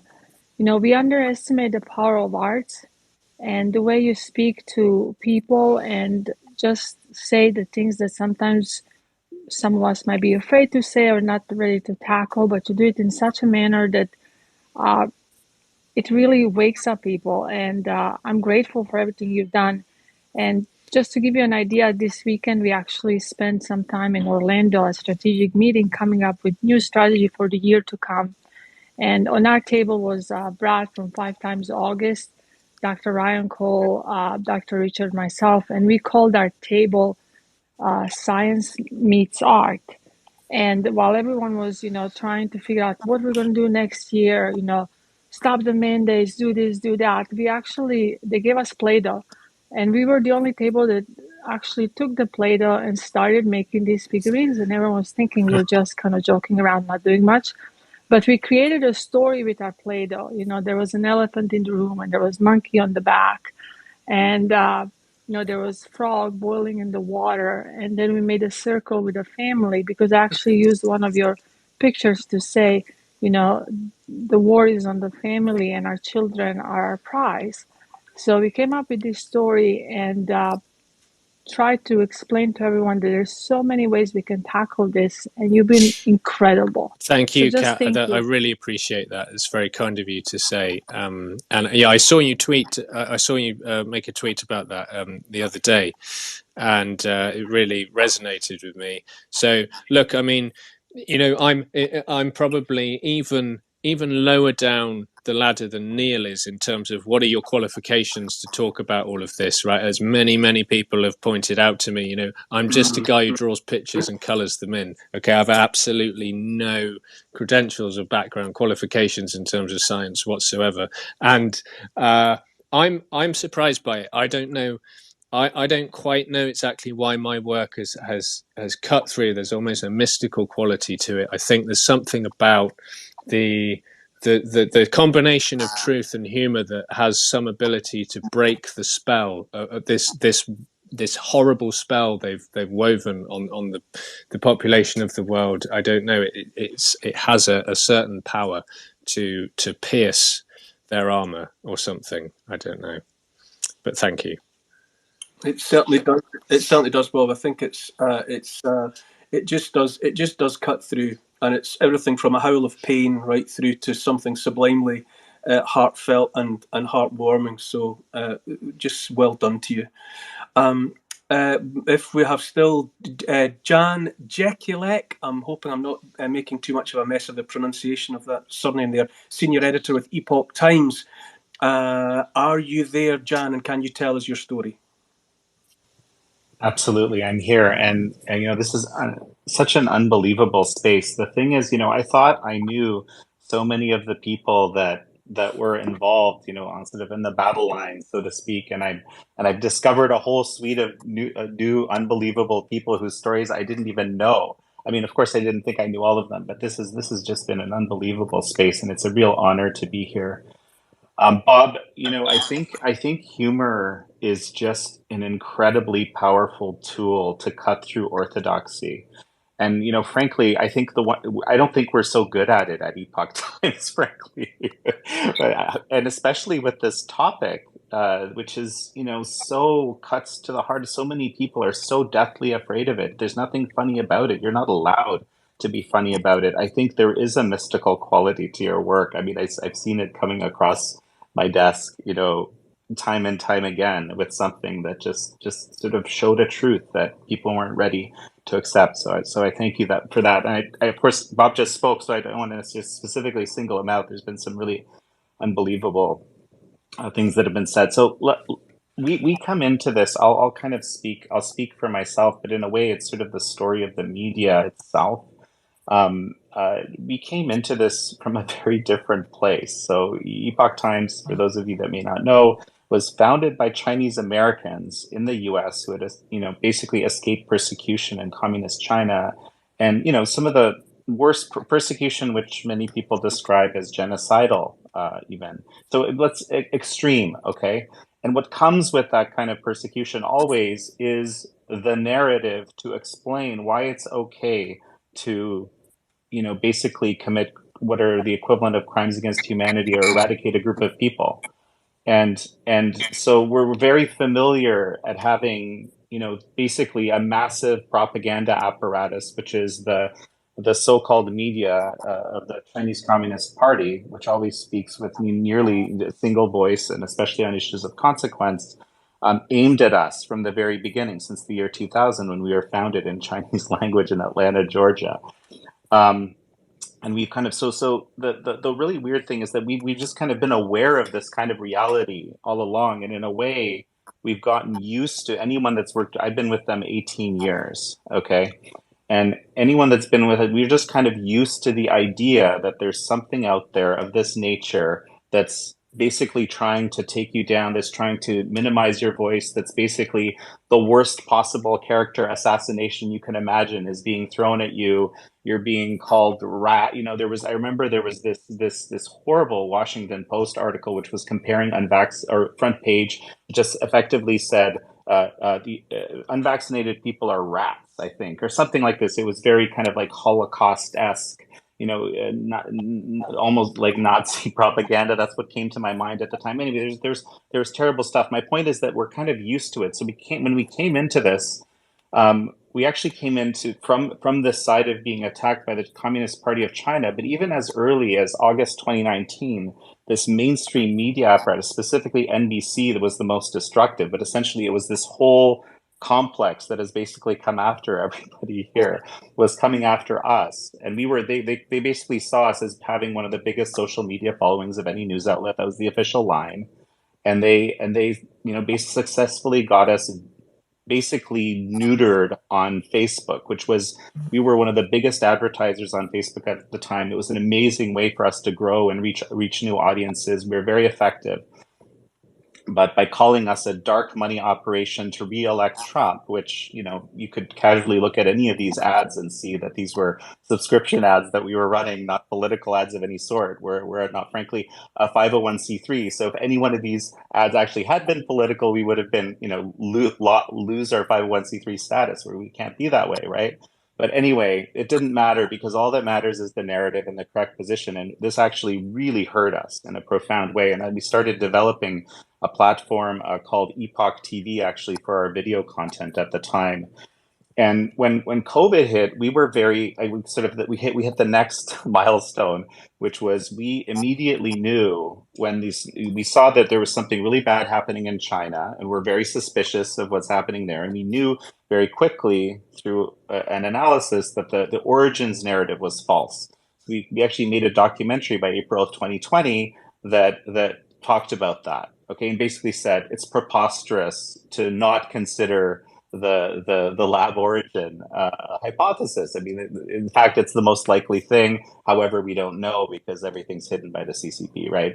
So this thing got pirated a million times. As far as we could tell, it got something like 100 million views across all these different platforms, including sort of our own. And of course, at this point, YouTube basically we had a pretty great relationship with YouTube up to now, but this is where essentially YouTube started to shadow ban us and block us, remove accounts, remove videos, and so forth. And this just kind of progressed. And then sort of the next stage of this, we were basically following the 2020 election, and we saw a lot of suspicious activity around the 2020 election. And I think our reporting has withstood the test of time, especially with a lot of the findings that came out through the Twitter files. And again, this was the unspeakable narrative was that there's irregularities in these elections. I mean, this is something that needs to be looked at closely. It's not the safest and most well done election in history. It's funny because the rhetoric was very close to safe and effective. It was something like this was I can't remember the exact number, the exact term, but this was something that was repeated again and again and again. And finally, kind of we get to this time. I was a bit like Dr. Kory, Pierre Kory. He spoke earlier. At the beginning, I was very focused on this. You kind of get focused on the things that you're focused on, right? So I was focused on the virus origins. My background is in China human rights and watching Chinese media and watching kind of the horror show that was coming out of there. At the same time, there was all this election stuff happening, and it didn't really. And I kind of went along with it, quite frankly. And it actually, for a whole variety of reasons, my life and the life of a lot of our staff here in New York wasn't affected as much. We were one of these so-called I forget what they called it, but essential industries. So basically, essentially, if you were able to not be afraid, and we offered our staff the opportunity to work from home, you were able to work from work. You basically worked in the office, and a number of people opted to do that. So the way it's just sort of the society turned, and we were watching this and documenting it all in amazement, but ourselves, we weren't affected as much. And in fact, because we were having these we've had a reputation for these counter narrative, but really well sourced pieces of information and whole themes of information that developed in our media, we were amassing quite a huge following. And, so our model basically went completely into this sort of paid ecosystem. So we were able to create along the way this Epoch TV platform. So by the time I published this documentary that I did on Governor Ron DeSantis, which was called Florida versus Lockdowns, which really exposed me to doing this documentary, is what exposed me to just, I couldn't imagine that these lockdown policies were absolutely insane. And this is, talking to Dr. Scott Atlas, talking to Dr. Jay Bhattacharya, these were people that were advising Atlas. I realized, oh my goodness, right? And at the same time, we had developed our own platform. So now we were, while there's still people attacking us on the outside, there's this growing audience, and we have this safe place where I'm not censored. I can publish on anything I want. I can publish on anything that I think is reasonable, and someone that's telling a voice. So this is kind of the evolution, and this was, from back in the day, telling the truth about China to telling the truth about all sorts of things. And these days, and actually we've always had this health section that was very sort of friendly to, let's call it naturopathic medicine, and, looking at, alternative medicine and chiropractic, frankly, everything. It was just a very natural fit for us to basically step into and become a kind of definitive source for all sorts of things related to COVID and later the vaccines and so forth. And so, Jan, can I jump in there and just ask you a quick question? There, time's against us, but I just wanted to ask a quick question, a follow-up, just before I have to let you go, though. Obviously, tonight has been very special. An amazing collection of people. If it's not a dam breaking, it certainly feels like there's been a substantial fissure put into that dam, and this has been a great outpouring, a great relief. Do you think we are seeing the light? Do you think that we've reached a point where our pushback against the narrative is actually gaining meaningful traction? So my conclusion is actually, it's kind of a terrible conclusion, frankly, because I think that the scale of the harms, that we have seen basically through these vaccines is so huge, and a number of the speakers over the last 4 hours have documented this in some detail, is so huge that it's simply not hideable. And there's been these surveys done. I think Rasmussen polls did something. So many people know someone who they think they have died. Literally, significant numbers of Democrats who are supposed to not, theoretically supposed to believe that in the official COVID narrative, they believe that they know people who have died from the vaccine, like a significant number, statistically significant numbers. So I think that is, unfortunately, I don't know how effective we've been. I think we've been somewhat effective. We've grown a lot, and especially in sort of the non-traditional demographics of ours, like certainly the health freedom movement has come to us, but in terms of like just showing it to the whole world, right, or showing it to the people that are caught up in this mainstream narrative, or are susceptible to this thing that I call the megaphone, which is this structure that contains the mainstream media and these intelligence agencies and and basically that's able to shape perception, and there's some portion of the population is incredibly susceptible to it. I think this is something we actually need to figure out why and how this works, and how to counter it as a society. But this just a lot of people dying breaks through that. and dying in really terrible ways, and these very public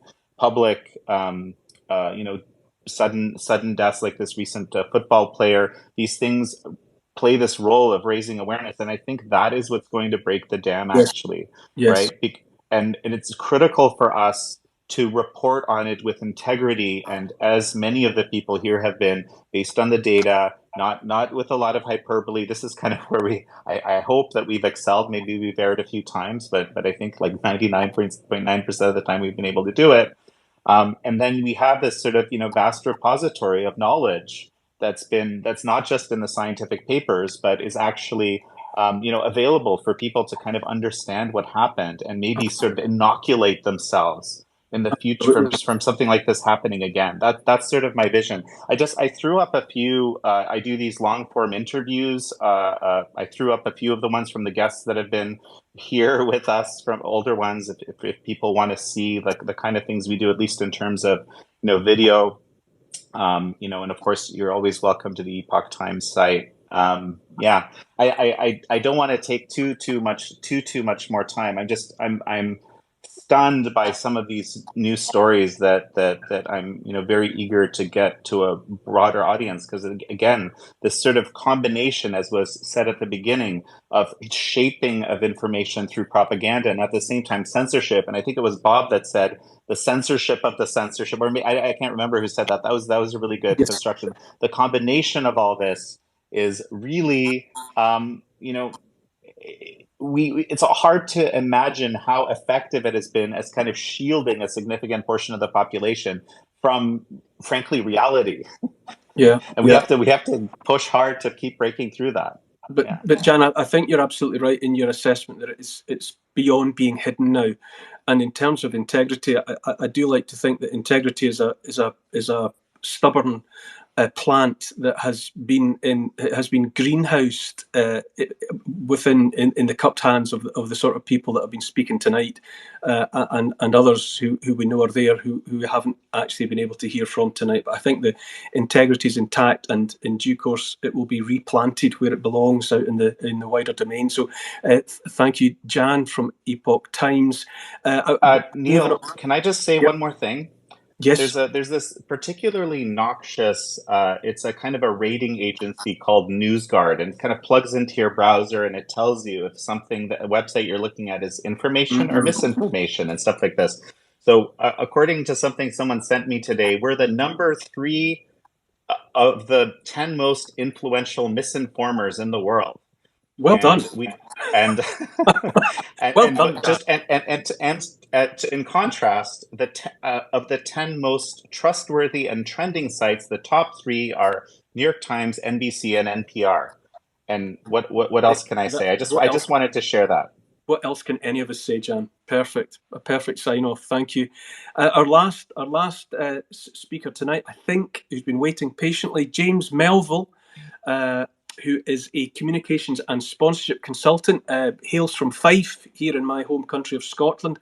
James and I, know each other in real life as well as online. James, you've been waiting. What have you to offer? Well, I'm not very patient, but I've been patient tonight, and thank you for everyone's contributions. I'm going to tell a story, but I'm also going to do some home truths as well. First of all, my story with all this is that I supported the first lockdown. And then by the summer of 2020, when the evidence suggested that we needed to change opinions, I changed my own opinions. And then we had 2 years of lockdowns and vaccine passports, and onto the merits or otherwise of the vaccine, and I changed my opinions. And we've all gone through our own crosses to bear in terms of whether it's trolling or whether it's getting suppressed. And here we all are in a group like this tonight. And one of the things I've learned over the last 2.5 years is to keep on learning. And it's people like you that make me want to learn more. But at the same time, what I want is to approach this in a way where we come up with solutions. And I think one of the things that I've looked at in the last 2.5 years is I think there's 4 different communities in all of this. I think there's people who are brainwashed and suppressed and are buying into this because of the brainwashing and scaremongering. I think there's people who want all of this nonsense for their own agendas. There's people like us who are raising their heads above the parapet and are trying to nudge people into getting through this. But the community we need to focus on is a silent majority. It might be straw in the wind examples, but I think we've all got these examples whereby we know loads of people in our communities who in their hearts and their minds, they know that most of this is wrong. I think But you're right, James. they don't want to make a fuss. They don't want to raise their head above the parapet. So they sleepwalk towards lockdowns, vaccine passports. They take the jabs because they're worried about whether they can get into their pub, their restaurant, or their football stadium. But they do it because they want to conform. And while we're saying all this stuff tonight, we have to avoid being in an echo chamber. So therefore, we have to communicate. And this is my job. This is what I do for my clients. And why I make mistakes on social media all the time with the way I communicate. But we need to look at the bigger picture about how we communicate to everyone else. And I think sometimes it's very easy for us to say, well, here's the data, here's the analysis. But when we're communicating out to our neighbors and our friends and our family, what we have to do is think about what's happening in the here and now and one step beyond. So we can resonate with them. We show empathy. So people go, oh, I get that, because that's happening with my own situation. We're not going too far with the so-called conspiracy theories. So we can talk about, what's happening with the vaccines and WEF and so on. But at the same time, most people are not going to go down that path. So what we have to do is gently influence and get more people on side. Twitter is not an encapsulation of what's going on in the real world in the silent majority. It's playing to our own field. So what we've got to do is find ways of communication to whereby we go out to our communities and we relate to what people are saying. And we say, well, actually, you've gone through that. Okay, well, what about maybe reading this or listening to this to get people on side gradually? Because if we bombard them with everything that we're saying today, and it's all relevant, and I've listened to this for the last couple of hours, and I'm learning stuff the whole time. I've been learning stuff for the last 2 years. And Neil said something really interesting about an hour and a half ago, whereby he came into this about 2.5 years ago, and sort of everything's changed. I'm the same. I mean, I'm learning the whole time. But what we're saying on here, we've got to dissect some of these messages and say, well, what messages can actually get across to the general public? And in particular, the silent majority. I would suggest that most people are uncomfortable about what's happened in the last 2.5 years. But they either lack the knowledge or they don't want to make a fuss to raise a ruckus or stand up against this stuff. So the question I would pose to all of you tonight is that in amongst all this amazing information, how do we dissect it and then communicate it to our neighbors, our family, and our friends in a way that one by one they come on side? Because if we can't do that bit, and that's the great unanswered question, then we will fail. Yes. It doesn't matter about the suppression. It doesn't matter about what the media are saying. We all have it in ourselves to actually communicate in the right way to our communities. But we have to do it in a way that people will relate to it and understand it, and then suddenly wake up. I hate that phrase, wake up, it's patronizing, but they will wake up in a way that they will suddenly look at their own lives and go, do you know what? That person who said something, I get that now, and I'm going to listen to that person. And so that's a challenge for all of us. I'm ranting here now, but that's a challenge for all of us, is to finally find a way to get off social media where it becomes an echo chamber and actually go out into our communities and communicate in a way where we're talking about whether it's lockdowns, vaccine passports, the whole aspects with authoritarianism or WF or whatever it might be, to condense it in a way that people will go, do you know what? They're not just saying something to me. They're listening to what I have to say. And also at the same time, they're not preaching. And I think we're all guilty of that sometimes. We're all guilty on social media of preaching what we think. And we show the data and the analysis. That's all good on social media. But we will only win this when we go much, much further than social media and we can connect with people in our own communities. Yeah. Rant over. I think after 3 years, everyone's entitled to a rant. And I think you're right. We all have to consider that question you raised about how we disseminate the information to our friends, to our neighbours, and to the wider community. But that's probably the answers will come when we do all this again, further Twitter Spaces in the weeks ahead. And also, I think we haven't heard the mention of conspiracy theory too much tonight. You mentioned it there. I have to say, I think you say what you like about being a conspiracy theorist, but at least it means you don't have myocarditis. But moving on, I think we've come to the end of our speakers at the moment. Gal, what have you made of it? What an amazing night for me.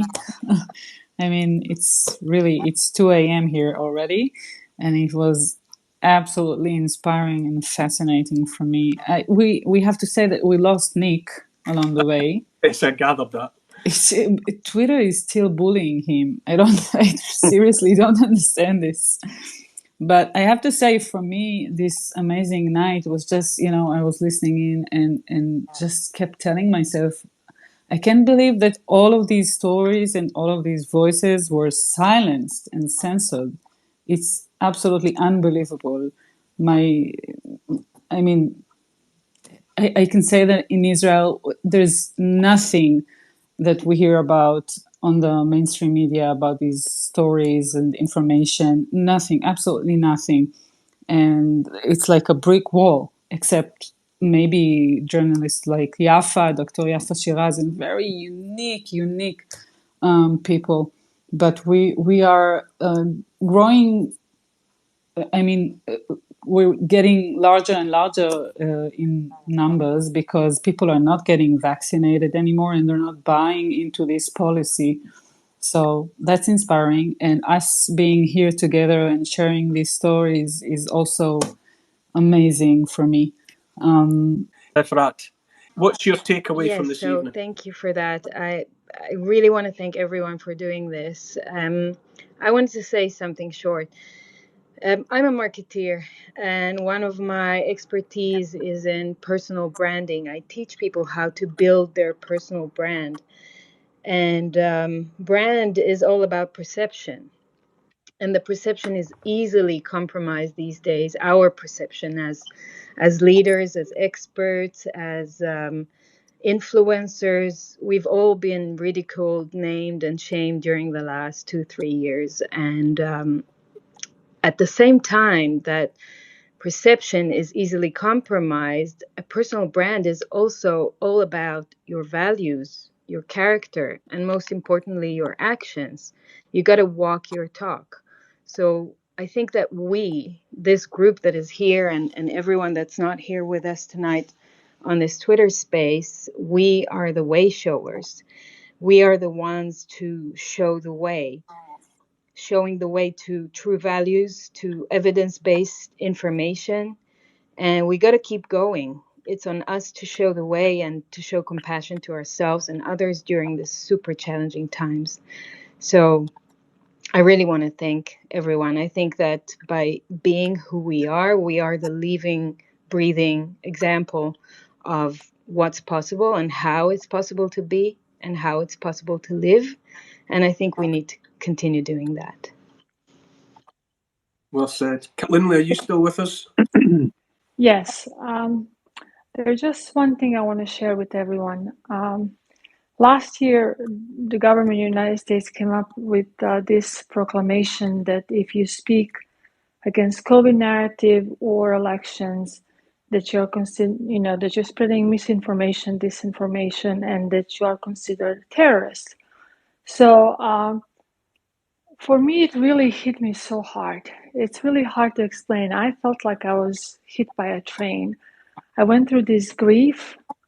I was truly like just knocked down. And the reason I say that is because I grew up in communism, and the whole thing that was going in my mind for like 3 days, it was, I was born without a voice and I'm going to die without a voice, and my children will not have a voice. So for some of you, that might sound really dramatic, but unless you lived through what I lived, I think what happened, at least in the United States, America has never had to go through this. They never had to go through the fact that all of a sudden you can't speak out. If you do, you're going to be censored, silenced, you may lose your job. So this is really, truly a huge wake-up call for all of us. And I really urge everyone to take this seriously. This is not an attack on America, on UK, on Israel. This is an attack on the world. It's really an attack on the freedom. And there is nothing more important than freedom. There's really nothing. And if we give it up now, we're going to give it up for our future generations. And this is the time for all of us to take a stand. And, this is not something that's going to be solved next year, in 2 years, 5 years, 10 years. I really think this is generational, because we've been struggling through this, through the education system, attack on our values, faith, community, just the family unit itself. So I think what our job is to make sure that we keep on going, that we empower our kids, that we give them tools, because this is going to be their war. Lovely, Kat. Yes, I echo all of that. It's difficult to add anything of note or of value to everything that's been said so far. I would just sum it up by saying that although I wish in many ways that the last 2-3 years hadn't unfolded the way they have. I wish events hadn't swept over us like that dark wave. However, that said, my experience of losing association with people on account of things I've said and done for the last little while has been more than compensated by the people that I've met and the personalities and characters and friends into whose orbits I have entered and that I know I would not have met under any other circumstances.